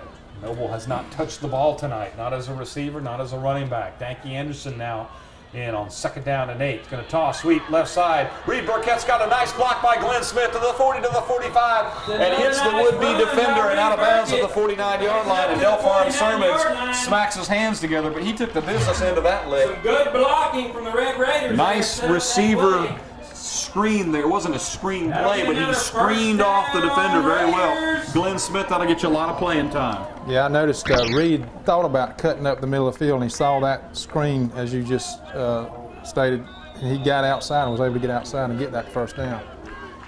New skill set coming on. Tay Reynolds comes out, gets some attaboys. And from the sideline getting the play is Reed Burkett. They've got both the quarterbacks, and actually they've got all 3 of the quarterbacks in there. Burkett is going to take the snap, and they got Danke at the tail and Chris Noble out to the right side. Raiders from their own 49 on 1st and 10. Going to give to the fullback. No, Reed's going to keep it and do a little loop move there up to the. He got a gain of 2. I say a loop move on the line of scrimmage. The linemen used to have loop blocks and fold blocks. That's what it almost looked like he was doing, swinging around his right guard's rear end there, and he got a gain of 2. Folsom back in now. He checks in for Noble. 6:31, 6:30. It's funny how fast that clock moves when you are trailing and how slow it goes when you're protecting the lead. 18-8, Lanier County leads Bacon County. Raiders marching at midfield. Burkett on the keeper, 3-4 yards to the 46-yard line. He had 17 carries in the first half. He may set a career high for carries here tonight. He's actually a 3-year starter, so I don't quote you his numbers For the Red Raiders. in 06 and 07, although Jason Taylor probably could research it at some point. But I think that he may wind up with a season high. I think he's got 26 carries is his season high, and he's in around the 20 range, low 20s now. 3rd down and 5 Raiders at 5:43 of the 3rd quarter. Raiders trail by 10. Nice to see Richard Wheeler in the crowd tonight. Longtime former Bacon County superintendent. 2 receivers for the Raiders, both right side, and they're going to tuck it into the gut of Taft, and he got no yardage there. And Raiders are looking at a punting situation. No gain on the play. Again, that big number 78, he has made his presence known. He's just reaching over the guys trying to block him. He looks like he's about a foot taller than our biggest offensive lineman. Bertram Knight, number 9, he does the punting. He apparently returns punts as well. He will be the single safety standing inside his 20-yard line at 5:03. Clock rolls. Raiders looking to punt as this drive has bogged down at the Lanier County 47-yard line. Line of scrimmage to 47 on 4th and 5. Reed Burkett, the up back. Watch that, by the way. And McCarty on the punt, we think. High snap. Watch the flag. Flag on the play. What'd you see? Looked to me to be a defensive offsides, or what we always call offsides. Well, evidently that was the case because, well, I think they still call it offsides. You have fancy terms you call them these days, I think. I think the fancy term is encroachment, but only officially use that. Well, Ethan Hampton and Tom Anderson come on to the top tier offensive linemen, so it looks like this drive will be sustained. And they're going to move the sticks. I didn't think that was going to be enough, but it was 4th and 5, but it was enough to get the first down without them having to measure for it. Now Daniel McFather is out there getting his 2 cents worth. Yeah, he's making his way out on the field. This is the 2nd or 3rd time he comes out in the field. I say getting his 2 cents worth. I suppose if you're a really good litigator, you might get a nickel's worth or a dime's worth. So how about that? So the Red Raiders keep it going on here.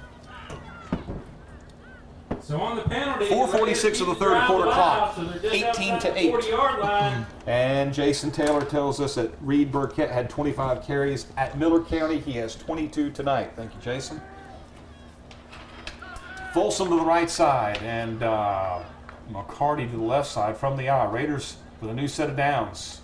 New life. Toss sweep left side. Danke Anderson and cuts it up, but not quite in time. Nice pursuit into the backfield there by 2, James Anthony. disrupted the tempo. They were trying to spring him on the outside, but that guy got back there like a fly in the ointment. He did. He played that very well. Number 2, James Anthony. Never trust a guy with 2 first names. That's true. 2nd down and 10 now, no gain at the 41. 3:55 of the 3rd quarter. Looking ahead here, if you can get 6 and some change, you're back to a 1-possession game because of the 3 missed PATs. But you got to get the 6 first. That's what the Raiders want to do. And they're going to run the reverse. There's that trick play. Noble is going to be dropped for a huge loss. That's what they were talking about, but they did not get the seal on the right side that they needed. And 16, Justin Riley Chris Noble makes the big play. He stayed at home. You know, you always hope the guy tries to trail the ball, but he stayed at home and we were not able to get past him. He's so quick. It'll be 3rd down for the Red Raiders. Back at the Raiders' own 47. Got to get to the other guys' 31. So that's 22 to go. 3rd down now for the Raiders. And they trail by 10. Clock now under 3 minutes here in the 3rd quarter. Atkinson County next week. That game will mean a lot more if they can come back and win this one here tonight. And I think you might see a quick kick here. That's first the whistle. Here's what they did. Here's what made me think that. The way Reed Burkett dropped back and the way they shifted the fullback, Dustin Taft, over there in an H-back situation. We don't see him there very often, almost like he was the personal protector. But I don't think you want to kick the ball away just yet. But that's what, anyway, that's what it looked like. And wow, it just keeps getting worse. It's going to be a 5-yard penalty on our Raiders. It'll remain Back them up 3rd 5 down. more. The Raiders looking at 3rd and 27 now on that procedure penalty. Line of scrimmage going to be their own 42. 2:46 of the 3rd period. Clock starting to become the enemy. 2 men back deep. Which one's the quarterback? Is it Anderson or is it Burkett? Going to be Burkett. He'll roll right side. Throwing back to the left side. Complete to the other Burkett. To Clint. To the 45. Across midfield and down at the 46-yard line. A nice pickup there from the 42 to the 46. A gain of 12.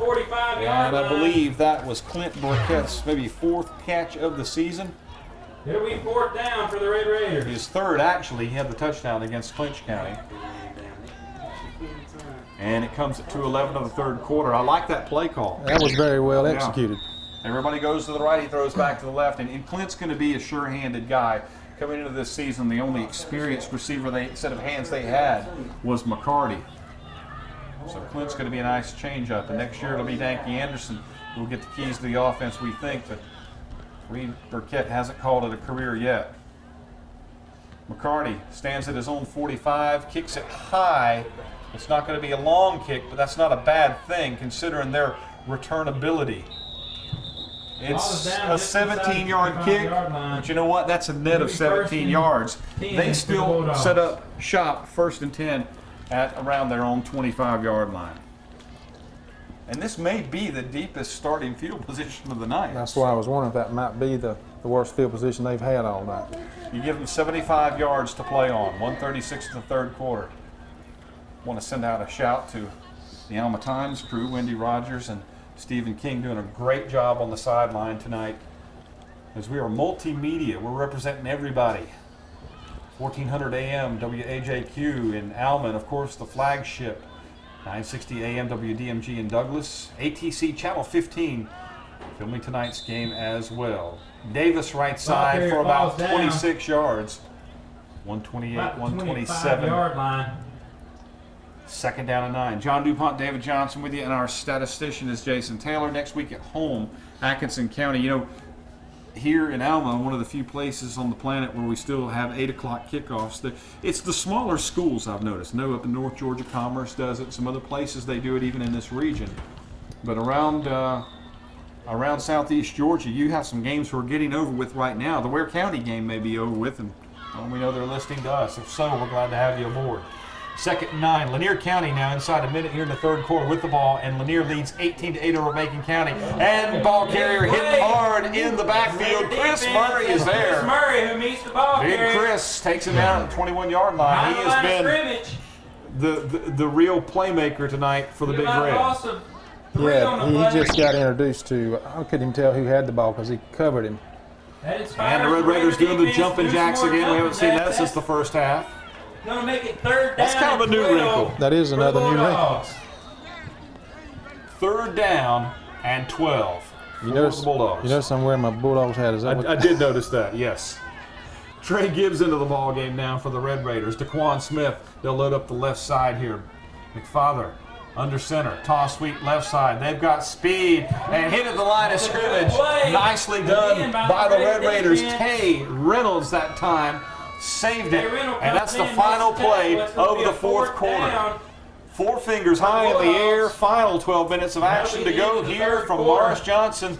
And 18-8 our score. Can the Raiders mount the comeback? We'll find out. But first, the 60-second timeout. You're listening to Bacon County Red Raiders football.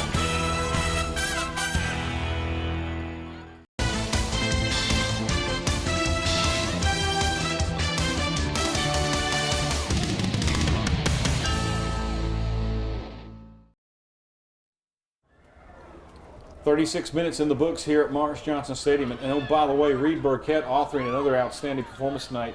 22 carries for 126 yards. He's leading ball carrier tonight.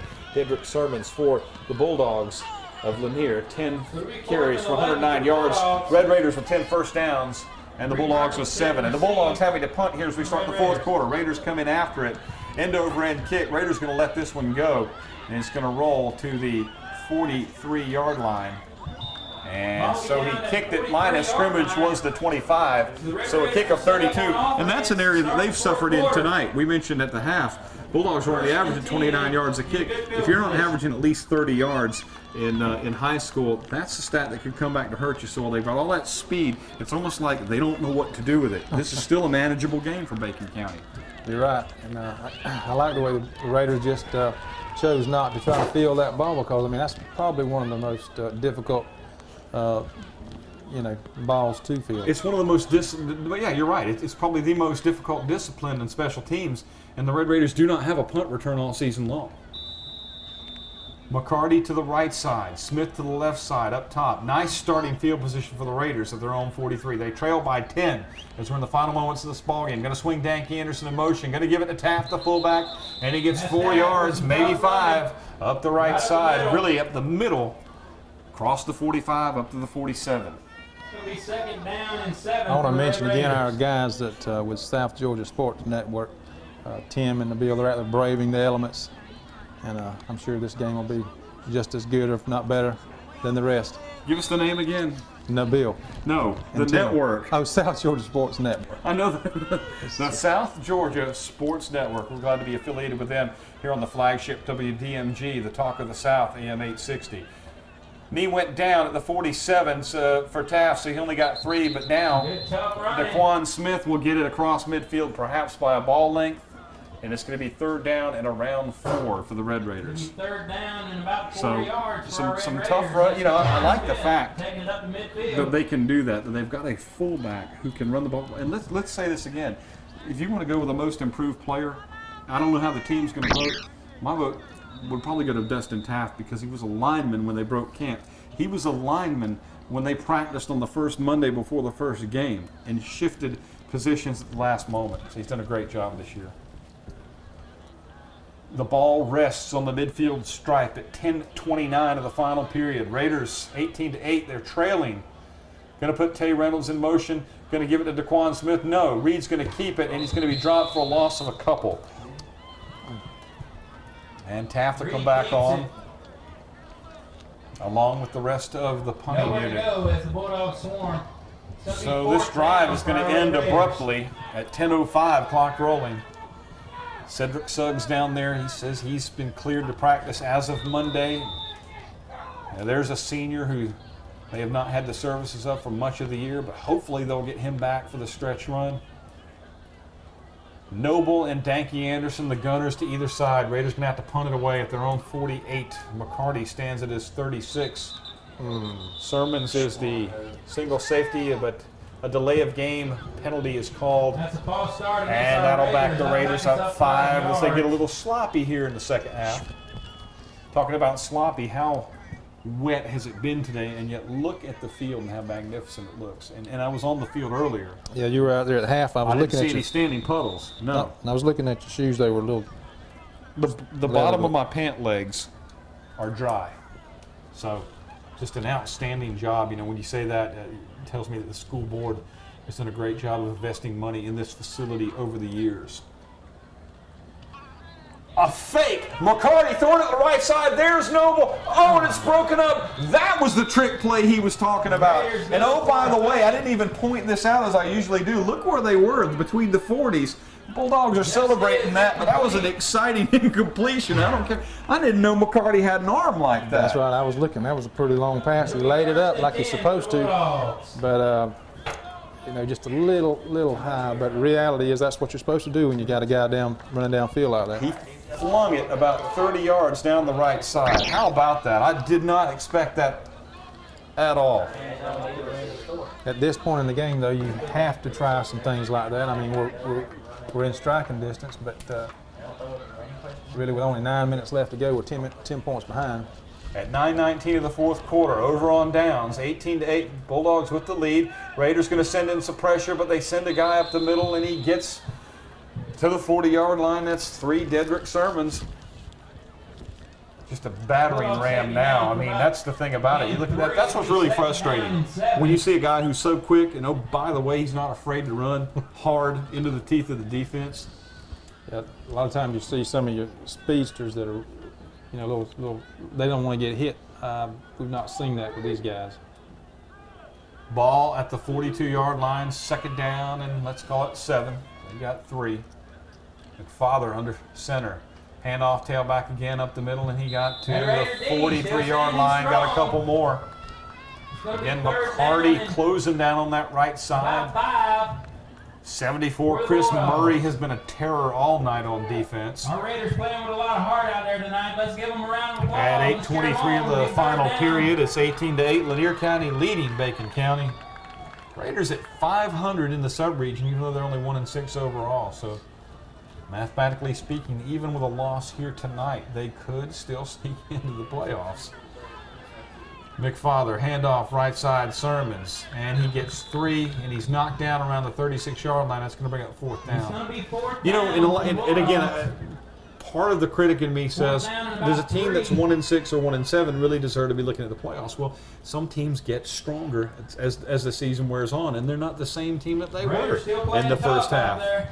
And I think the Raiders is one of those teams you're describing. I mean, you got to admit they play fundamentally sound football. They just they lack that. Where do we keep bringing up the speed that we face every Friday night? Seems like. 4th and 2, 4th and 3 at the 47. Toss sweep it to Sermons. Oh, and he fell inside the 35. Oh, so close. I don't know if this is going to require a measurement or not. Raiders got a defender in there. Could not hem him up. Not the best pursuit angle, but again, at this point, you just gotta have some bodies flying around in there. I think they're gonna call for a measurement here. They're calling for a measurement here. At 7:21 of the period. That'll give the Raiders an opportunity to catch their breath and give us an opportunity to thank some sponsors on the radio side. C. Bennett Johnson Insurance Agency, Richmond Baking, Stalvey Heating and Cooling of Douglas, Jay's IGA, Dr. Clay Carter, and Fender Chevrolet of Douglas. A salute to those folks. A salute to 860 AM WDMG, Roland Lott, our studio producer there, 1400 AM WAJQ, and Paul Dean. And of course, don't forget ATC, the South Georgia Sports Network. Channel 15. Tuesday nights, that's on your ATC cable menu. Tuesday nights at 7 o'clock. And the Raiders are going to get the ball here. They already sent the offense out there, so they held on 4th straight. And that's something it was a very key, you know, at this point in the game we had to do something. And so this is our chance to put some more points on the board. One final plug here as we get set with 7.5 minutes here. Thanks to Jason Taylor for the great stat work, and you can see his yardstick as well as the game write-up in the Alma Times each and every week. Burkett under center. That's Reed, the homecoming king of 2008. More important things to do here now. Quick drop and throw on the left side intended for Danke Anderson. Working between a couple defenders, Lance Davis and Delphon Sermons. flag back at the line of scrimmage indicates it may be holding against the Red Raiders. And of course it is. That's going to be holding on our Raiders. That'll back us up 10 Barry yards. Folsom will come into the ball game now. It'll remain You know, first who we have down. not seen on offense tonight is Garrett Welsh, number 14, the sophomore. And Garrett's stressed out. I saw him in the locker room, but I wasn't aware if he was injured. Looks like he might have something bulky on that right arm. Is that what you're looking Yeah, at? that's what I was looking at. It does look like he's got it wrapped in either a cast or some kind of a. You know, and he had to play some quality reps when McCarty was absent. So now that McCarty's back out there, you don't miss the backup as much as you do the top tier guy. 4 receivers for the Red Raiders on the 1st and 20 from their 22. And Danke Anderson has got a little bit of the stronger arm. It's going to be the quarterback. Oh, and the high snap. Reed Burkett's going to fall on it, and that's the wise thing to do there at the 5-yard line. And that's why Reed Burkett makes such a great personal protector back there, because he's a senior and he knows what to do in those situations. It's still a very disastrous play. It could have gone for 6 easily the other way. All the way back to the 5, David. Yeah, we had to. He did take the best evasive action, and that was to get on the ball, and at least we get to retain possession and have a chance to get. Well, like you said, was it 2nd and what? It's 2nd and a millennium. I don't even know if that's an appropriate analogy. The ball's at the 6. They got to get to the 45. It's just too depressing to even say what it is. So again, 4 receivers set, and you've got to hold on to that snap this time. Danke's got it. Going to run option left side. He's trying to get outside. He's going to cut inside, and he gets up to around the 14. Not a bad gain, but it's not going to even begin to take a bite out of, as far as digging out of this hole. 3rd down now for the Raiders. And time getting short here. If you've got a rabbit to pull out of the hat, now's the time. I think they tried that on the punt, but you know what I'm saying. Rather, if you're going to see another play of the magnitude of Reed Burkett's touchdown run in the 1st quarter, now would be the time for the encore. Yeah, at least they did get out of that hole they're in, so if they do have to punt, maybe, they won't be sitting at the end zone. The thing about that is, well, let's worry about that, I guess, after this play. Right. You don't want to have to do that. I don't even want to contemplate at this point. McCarty to the right side with Noble in the slot. Anderson's going to get him set. Going to put Folsom in motion. Drops the snap, rolling right side, but he's got a block. Incomplete. Off of Folsom. Watch the flag. I was about to pay kudos to number 10 Sermons for a play well played against the freshman Folsom. I was really surprised to see that flag. Let's see. Well, he was right in front of the ref, so maybe he had a better view. We do have a blurry window to look at. Won't look a gift horse in the mouth for sure. It works to the benefit of the Raiders, but that was kind of a welcome to the varsity play for Barry Folsom. It doesn't get much tougher than that, when you've got your back turned to the defender and you know you're going to take the lick. Yeah, and he, you'd like to see what would have happened had the defender not been all over him, but. Meanwhile, what this is, it's an automatic 1st down. Yeah, strangely enough, originally they had to get to the 45, but that play carries with an automatic 1st down. So what you're going to do is get to have a 1st and 10 situation to the 38. Or at least we think that's what it is. I think Daniel McFather is thinking out loud, hey, wait a minute, what's the deal here? So he's hopefully going to get an explanation. Let's call a timeout with 5:29 left in the 4th quarter. It's 18-8, Lanier County leading Bacon County. You're listening to Bacon County Red Raider football.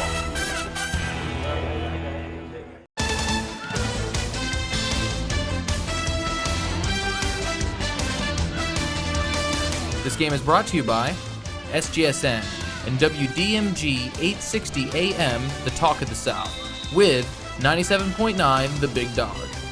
This game is sponsored by C. Bennett and Johnson Insurance, for everything you hold dear. New set of downs now for the Red Raiders after the pass interference call.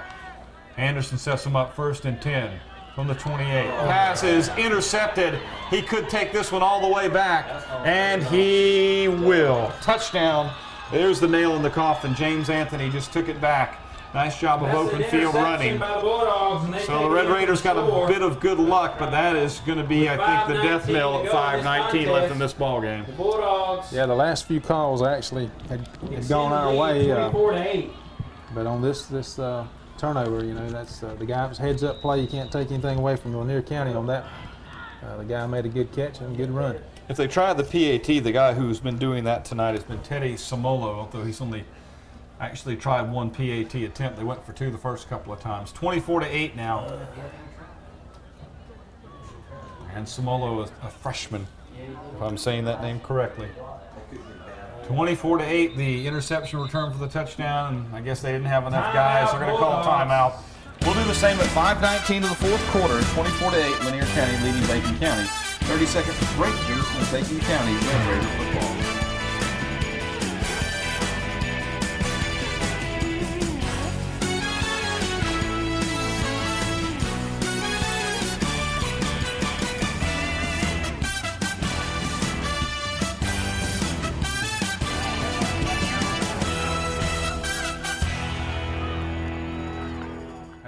Anthony, the interception return for the touchdown,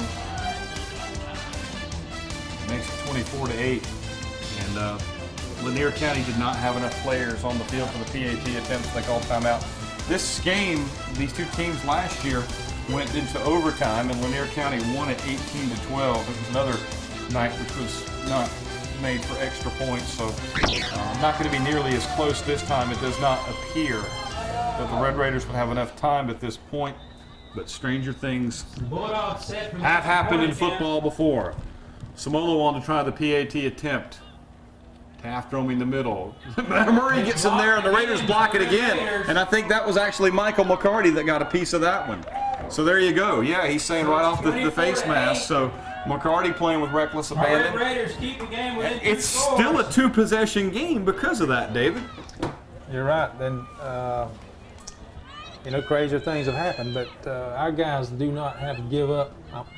I'm not sure if I should say our guys, but they're our guys. Sure they are. They maybe we Red should Raiders have have a fought neutral hard all position here night. on the radio. I'm not Fights. sure, but these guys, they have no give up or quit in them, as that just showed right there with Here remains breaking the through there to try to block that. And they probably understood what you just said, Take the field, set and receive. if we could block this would still be a two possession. And of course, they understand that because they understand football and they've been coached up to that level, and they do play disciplined in many regards.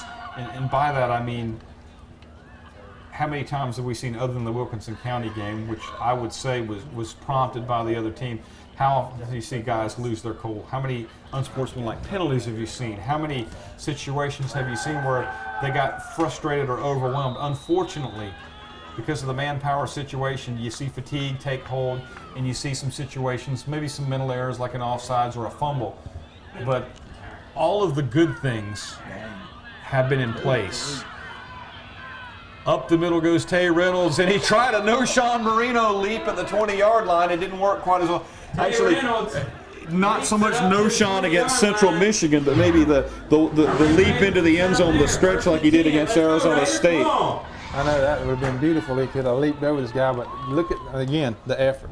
I mean, there's no, you know, he ain't scared. Well, what has he got to lose at this point? You know, and that's the thing about it. Don't leave anything on the field. But that takes guts now. It I sure mean, does. I mean, to run wide open, decide you're just going to leap through the air and have what we call reckless abandon and utter disregard for personal safety. 24-8. Lanier County leading Bacon County with 5:13 left. Raiders have gone for broke on a couple of occasions, and it really hasn't worked. But the ground game, Reed Burkett with over 120 yards rushing. Most of that was in the first half. Pass left side complete Pass is complete. for a 5-yard Red Raider gain. That was first completion of the night, and it was from. They wave it off. It's incomplete. Well, it would have been. We're hearing in the background that it's It'll be incomplete. I haven't second seen down. that yet. In fact, the guy on the sideline is already moving the stick, it looks like. Well, all right, now he realizes as well. Anderson intended for Glenn Smith, and Smith will go to the left side again with Folsom there. Two receivers right side, McCarty and Noble. 5:02 in the fourth quarter clock. Raiders trail by 16. It's a two-possession game. Time to throw. Danke Anderson will into the hands of Anthony. And here he goes again. In for the touchdown. Very disheartening. Very disheartening for the Raiders indeed. And there was nothing they could do. Yeah, I'm not sure if he's playing in what we can call a free safety position, but he just gets to sit right there and just watch the quarterback and read the quarterback. Doesn't really have to worry about guarding a particular man. And we got that kind of speed, you know what I mean? That makes it pretty easy to intercept the pass. And I'm quite certain that that will do it here. And now that it's 30-8, and I'll give the Bulldogs credit in one regard. They're not going to give up on this extra point kicking thing. And here's the thing, if they are weak, and we suspected that they may have been coming into this game, because for some reason teams that are just blessed with abundant speed in this region always have terrible kicking games. But if you're ever going to develop one, I like what Daniel McFather's doing. He's got a freshman who's out there taking his lumps. Meanwhile, Raiders are going for the hat trick. They want to get a third block, but they don't get a piece of this one. Samolo drills it through, his first extra point kick of the night. And it's 31-8 with 4:52 left in the ball game. We will pause for 30-second timeout. You're listening to Bacon County Red Raider football.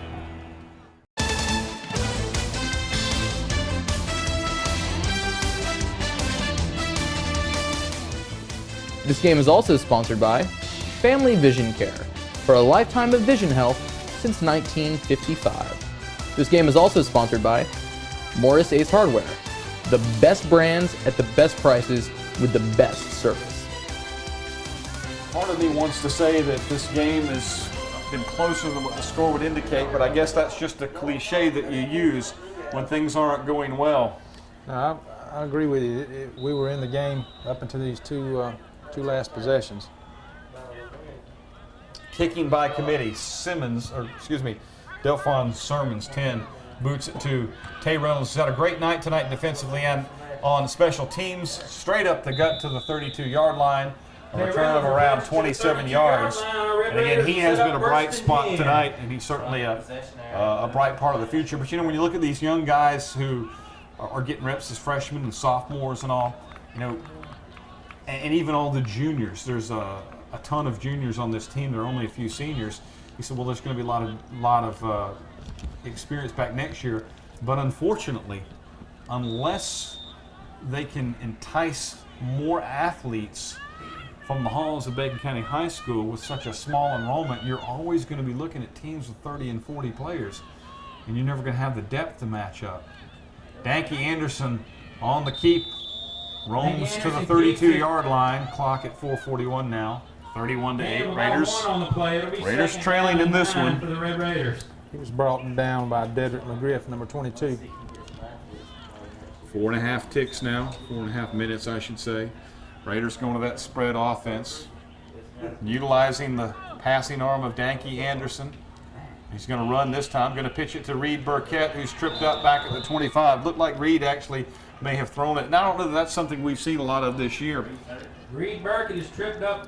We talked about the wild hog or the wild raider thing, but maybe something that might be worth trying early against Atkinson County. So really at this point, you're almost already mapping out for Atkinson County 1 week hence. Timeout Raiders. We'll do the same with 3:52 left in this one. 31-8, they trail Lanier County up top here in Alma tonight. Let's take a 30-second break. You're listening to Bacon County Red Raider football.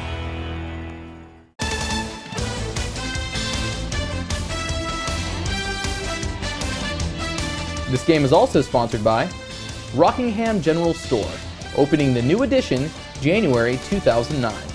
This game is also sponsored by Jay's IGA, hometown proud, go Raiders. This game is also sponsored by South Georgia Diagnostic and Prevention Center with Doctors Clay Carter and Lou Ellen Hutchison. 3:52 left in the ball game. They want to make some noise before they get out of here tonight. It is homecoming, and unfortunately, they will not pocket a homecoming win. We do want to congratulate Jody Dixon, the homecoming queen for 2008, and Reed Burkett, the homecoming king for 2008. Reed has had another outstanding night, and he's actually limping off the field now, favoring that right ankle or that right leg. That's not a good sight. And disheartening for the Red Raiders because they showed so much class and so much heart in that Pelham win a couple weeks ago, but let's face it, that was a team that was much more experience level-wise on their own level, and this is a horse of another color. But this thing was manageable for quite a while. Yeah, the turnovers made the difference here in this last half. As they often do. 3rd down now and 16. Red Raiders from their own 25. Throwing left side. Danke Anderson wanted to get it. Don't tell me it's Anthony again. Number 5, Zane Sermons, comes up with the interception. The Bulldogs intercept the pass And 3 again. consecutive drives now have ended with interceptions. So the Bulldogs will have it at the 45-yard They'll line. fall down, and It's a they'll common get theme at this point, but you know what I was saying a minute ago about the kicking game and taking your lumps. That might be, at this point, what Scott Brown is doing. He knows that next year with Danke Anderson, you know, you've only got a couple more games to Reed Burkett. Danke Anderson gets the keys to the offense next year. If you play to his strengths, he's got to learn how to throw the football and make some wise decisions. So maybe taking some lumps here late might pay off. That would be that's good thinking, because like you say, you got to get some snaps and try that arm out. They're going to load the backfield again. Another power set. McFather hands, turns off to a tailback. Oh, he goes up the field for 10 yards. What is he still doing in there, Dedrick Sermons? I'm telling you, I see this a lot. We see it a lot on this level, 31-8. You've got this game salted away. Put in the freshman. Don't get a guy like that hurt. And oh, by the way, what is McFather still doing at quarterback? They may not have anybody else that can play quarterback, but I definitely don't risk hurting a stud back like Sermons. But hey, that's me, and that's why I get paid to announce. Ball at the 35. Going to hand it off to Sermons. Right side. He's got a first down and then some to the 26-yard line and a new set of downs. 307, 306. Don't get me wrong. You've got to play 48 minutes of football. Off the right side. But I see some clean shirts over on that sideline that could be getting some reps. 1st and 10 for the Bulldogs. But I think they may have brought in 1 or 2 now just to kind of But give them a again, little play it's- time. But like you say, those guys need to get some at some point. But again, he's the prize stud. Sermons is. They're all very good, but Sermon's getting a lot of carries here late. Not really sure why. He's going to get it again. And he just got catapulted over. There's a flag at the end there. I saw his feet go up in the air. Yeah, Daquan Smith met him head on right Brought there. down after a gain of about 4. And don't get me wrong, I don't want to see a kid get hurt just so I can say I told you so. I don't want that at all. At the 25-yard line, but let's check the flag at 2:38 in the 4th quarter. That's A sportsmanlike penalty on the against Raiders. the Red Raiders, as I just got through saying a few minutes ago. You don't see a lot of those, but unfortunately, when you do see them, it's late in the ball game, at the end of a frustrating loss. Maybe somebody piles on late or says something they shouldn't. Ball at the 13-yard line, and that's going to be another one against the Red Raiders. That's going to go against Scott Brown or one of the coaches. And you can tell the authority and the zeal with which the official threw it about 30 feet in the air. It's based on something somebody said, and that's going to be half the distance to the goal. So they may actually convert for a touchdown without actually having to snap the ball. He threw that flag with authority. Obviously, we was not happy with what was said on the sidelines. And I think they're going to send the teams to the huddle here. And 2:38 left at this point. You know, I think we all just want to kind of see this one put away so that nobody gets hurt and everybody starts thinking about next week. But they are still conferencing. Again, that's half the distance to the goal, so that'll be at the 6-yard line. Thinking about next week, you said that Atco and Pelham play tonight. Is that right? As I checked the C. Bennett and Johnson Insurance scoreboard, well, we only had one scoring update, and that was out of region. But it was Pelham at Atkinson County tonight. So whoever wins that ball game will then be at 1-2 in the region. Bacon County falls to 1-2. So if it's Pelham who wins, Bacon County's still in 3rd place in the sub-region because they've got the head-to-head, but they would still have to, if it's Atkinson County that wins tonight over Pelham, then Bacon County has to beat Atkinson County to assure themselves of the number 3 seed. So they still have hope. Still got hope. And for the first time tonight, McFather has a hard time holding on to a snap from the 6-yard line back at the 10-yard line. Red Raiders recovered at the 11. So they get a break late with 2:19 left, and now we start to see some freshmen come into the ball game like Michael Thornton. It'll be 1st and 10. Thornton will take over the center duties for the remainder of the evening. He got the start and played all 4 quarters against Pelham and did a great job. Gets the turnover. Chris Murray was all over whoever had the ball. It'll be 1st and 10 for the Blew Red through Raiders that on about the 11-yard offensive line. Let's call it the 11-yard line, 31-8. Lanier County leading Bacon County.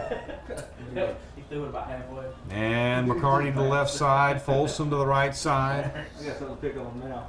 Tay Reynolds is in at the fullback. I think, is that Reed Burkett back in at quarterback? It is. So apparently that, and he's still limping. He was limping a few moments ago. He's in there taking a snap and he's hopping on one leg.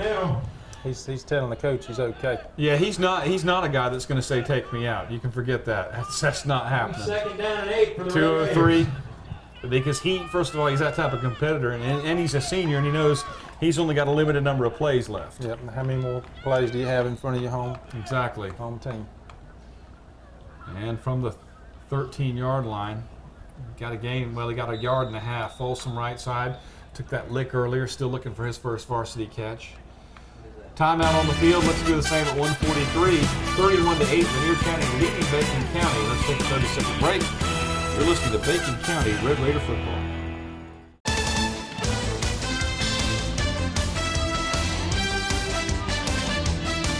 This game is also sponsored by Sam Edgar, running for Superior Court Judge.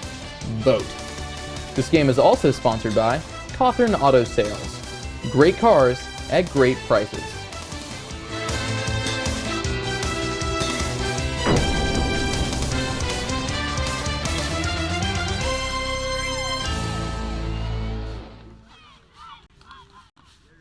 .143 left in the ball game as the timeout comes to a conclusion. 31-8. Lanier County leading Bacon County. John DuPont, David Johnson with you. And going back to that last, it was back-to-back unsportsmanlike penalties on the Red Raiders. And again, the hang time on that flag that went up in the air was probably better than any punt I've seen all night long. Yeah, I had to lean forward and see how the box out. Really. It's a 23-point margin this late in the ball game.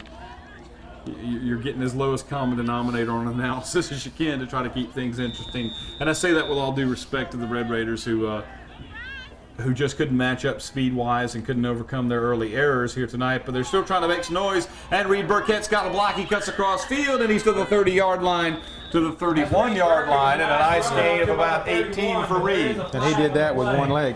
You know, had he been at, you got to wonder, had he been at 100%, would he not have broken that one? Well, I'll tell you what else I wonder about. He hardly touched the ball in the third quarter. He had 126 yards at the half, and there's a flag on that play, so that's going to come back. Looks like that call is going to be holding. So on our I would Red say he Raiders. would be getting up around $150 in the yardage, but we'll check that in just a few more. I don't want to venture a guess just yet. We'll just wait and see what it is in the post game when we check in with Jason Taylor. So that's going to back him all the way up to the 9-yard line, and the It'll be a loss line of three on the advance play. to It'll be 21. Second down and 12 for the Raiders on what we believe will be the last drive of this ball game. Next week at home against Atkinson County. You can watch this game, the re-feed. I guess it would be a refeed. The original broadcast, as you listen via radio, will be on Tuesday night. That'll be on TV, channel 15 on ATC, up to the 20-yard line. I believe. A gain of 10. I think Reed plays better hurt. No, I shouldn't say that. I mean, he plays so No, hard. I know what you're saying. Yeah. Those warrior types, they do. They absolutely give the 110%, especially when they're hurting a little bit. Rushing to the line of scrimmage now. 3rd down and 1. Raiders going to jam it up in there with Burkett and try to spring him loose, and he gets to the 33-yard line. It's going to be a first down. I don't think the clock moved on that one. That's a good thing. I say it was a good thing. It's not going to matter. The Raiders are not going to win this ball game, but playing for pride at the end. You're trying to get some stats for some guys, and you're you're trying to execute some plays. And look at Burkett just limping. Line of scrimmage. Runner stacked up. That was Taft. Clock's going to roll at 27 seconds left. Some big plays. They will late in the lose this game. ball game and have to look forward to Atkinson County next week. One more snap of the football, so we think, on the 29. Yep, I'm wrong. Reed actually Burkett spikes the ball. grounded that one, Stop the clock. spiked it, stop it with 15.5 ticks left. So, as I was saying, our looking back, Raiders have fought hard all night. you wonder if these guys Big have the plays late in foresight game cost us to think that let's savor every dearly. second, you know? I think they are. I think that's exactly what they're doing, and I think that may be, in fact, what Scott Brown is doing instead of just, mailing it in here, giving his seniors an opportunity to play a few more plays, and for those young guys just squeezing as much as they can to get that added measure of experience for next year. 3rd down and 8 for the Red Raiders from their own 29 with 15.5 ticks left, trailing 31-8 against Lanier County. So unfortunately are not going to be able to make it back-to-back wins here on homecoming night in Alma. Throw right side. McCarty's got to come back in traffic. Fastball's Incomplete. And that's something that 9.5 Danke seconds to go in the Anderson game. will have to work on in the Fourth down. offseason is touch on the football. By the way, 9.5 seconds left in the ball game brings up 4th down. Danke was not even healthy when the season started. Injured on the first play of the spring scrimmage. Was not 100% coming into the season, but has made great strides. But he is definitely going to have to develop some touch on the football, but just a great athlete. A lot of promise. Yeah, he made several passes tonight with some crisp, clean passes. It appears though as the ball slips out of his hands when it's a little moist like it is tonight. There's no question. We do have to take that into accountability. It's a shame that Chris Noble was not able to get his hands on the football tonight to any great degree. Ball is on the ground, and the Bulldogs recover it. And that's 4, 3, 2, 1. They're going to let this one run out, I hope. And they do. That's it. 31-8. The Lanier County Bulldogs knock off the Bacon County Red Raiders and spoil homecoming in 2008. When we come back, we'll have a recap of the stats as we check in with Jason Taylor. 31-8 is the final. Lanier County over Bacon County here tonight. Let's take a 2-minute timeout, 2-minute break. You're listening to Bacon County Red Raiders football. God bless.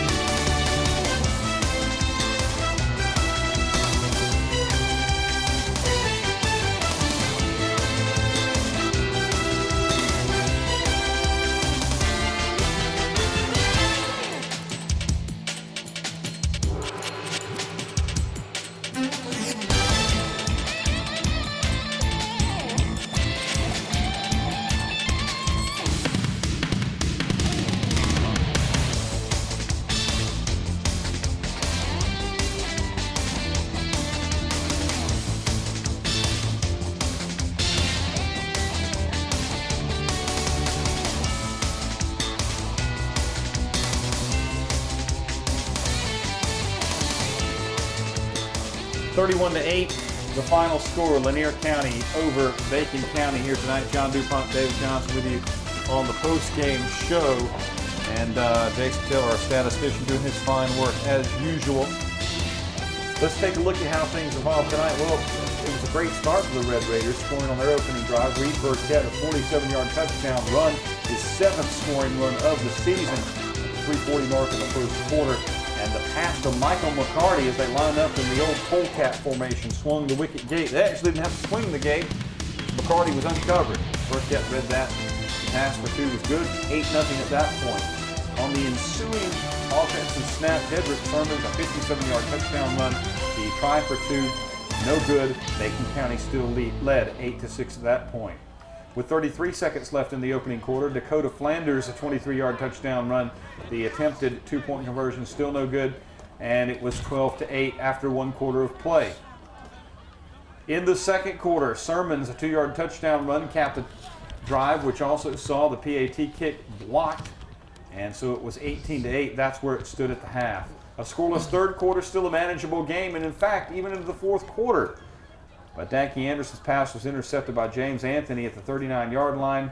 the Bacon 39-yard line and returned for a touchdown. The kick was blocked again, and at that point, Bacon County was looking at a 24-8 ball game, but it still seemed manageable, a 2-possession game. But on the ensuing possession, Anthony again with an interception, returning it 21 yards for the score, and that did it. The PAT by Samola was good. It was 31-8. Let's look at the totals. The Bacon County Red Raiders with 160 yards on the ground tonight, led by Reed Burkett, back-to-back 100-yard rushing efforts. Reed carried 26 times, 135 yards, and a touchdown. Second leading game was Taft. He was a bit off of his game tonight, 9 carries for 27 yards. So 160 on the ground for the Raiders, 209 for the Bulldogs. Dedrick Sermon, 17 carries for 139 yards. He averaged 8.2. By the way, Reed averaged 5.2 for the Raiders. Lance Davis had 4 touches for 42 yards, but he had that one long run, 45 yards. So he had a lot of backup, a lot of yardage backing up there. Through the airwaves, McFather was 1 of 4 for the Bulldogs for just 3 yards. Danke Anderson wound up 0 for 7 on the night, the 3 picks. Some ouch moments there for Danke. The only pass of the night for the Red Raiders was caught by Clint Burkett, his 3rd catch of the season. Devin Gee had the only catch for the Bulldogs. And as they match up, well, wait a minute, let's look at some special teams play, because we did mention Tay Reynolds played very well. He had 3 kick returns, 458 yards tonight. That was a long of 21 yards. And if I do the math real quick, carry the 7, you factor in Pye. It's about 19 yards a kick return. I don't know. Coach, you don't teach math, do you? Did I do that wrong? Okay. Coach Joe Bordeaux is our quality control expert here, and since he was laughing, I figured I had it wrong. First downs, Bacon County with 12-10 for Lanier County, and the total yards on the night, the passing plus the total yards, 209 for the Bulldogs, 160 for the Red Raiders. Fumbles lost. Raiders put it on the ground 4 times and turned it over once. The Bulldogs fumbled twice and turned it over once. 7 penalties for each team. Raiders had 58 yards, and that includes the back-to-back penalties for unsportsmanlike conduct. One was half the distance to the goal, so it only counted 7. 65 yards penalties for the Bulldogs. So like we mentioned, some undisciplined play all year long by these teams with speed. They actually kept their penalties manageable. They had 3 interceptions on the night for 60 yards, and they returned 2 of them for touchdowns. Time of possession, TOP, the Raiders with 30-26, 17 minutes and 34 seconds for the Bulldogs. Raiders for 4 of 12 on 3rd down conversions, 0 for 6 for the Bulldogs. Raiders 0 for 3 on 4th down, and 0 for 2 4th down conversion attempts for the Lanier County Bulldogs. Our salute to Jason Taylor, our statistician extraordinaire. You can check out the write-up on the racks. The Alma Times coming to you next week with the game story. Okay, so the Red Raiders lose at 31-8. Bacon County falls to 1-7 overall, 1-2 in the region. And Lanier County now 6-3 on the year, 3-1 in the region. They're still second place, David, because Clinch County at 3-0 was idle this evening. So we're still where we began the night. Clinch County still in first place. Lanier County is still second. Bacon County at 1-2 is still third, because we don't know the outcome of Pelham and Atkinson County.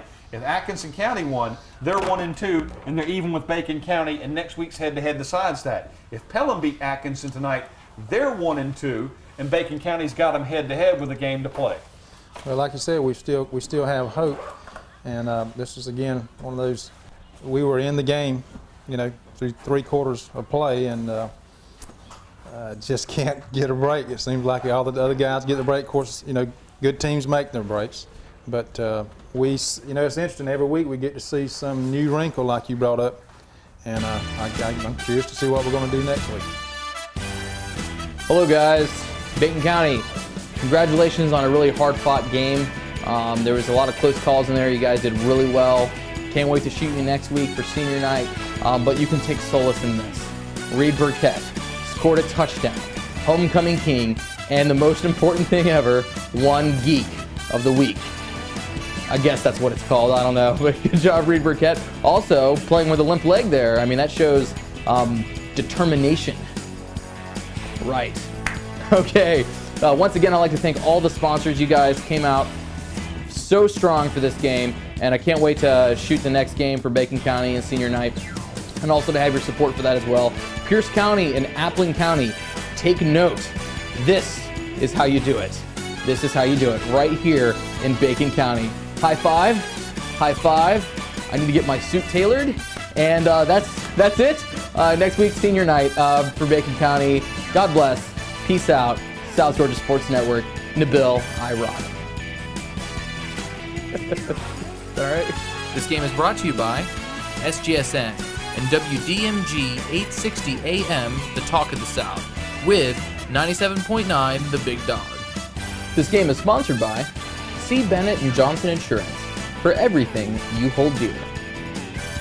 This game is also sponsored by Family Vision Care, for a lifetime of vision health since 1955. This game is also sponsored by Morris Ace Hardware, the best brands at the best prices with the best service.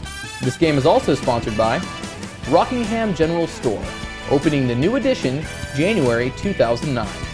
This game is also sponsored by Jay's IGA, hometown proud, go Raiders. This game is also sponsored by South Georgia Diagnostic and Prevention Center, with Doctors Clay Carter and Lou Ellen Hutchison. This game is also sponsored by Sam Edgar, running for Superior Court Judge. Vote. This game is also sponsored by Cawthorn Auto Sales. Great cars at great prices.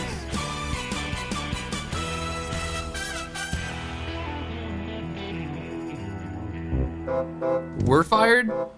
No, you're fired.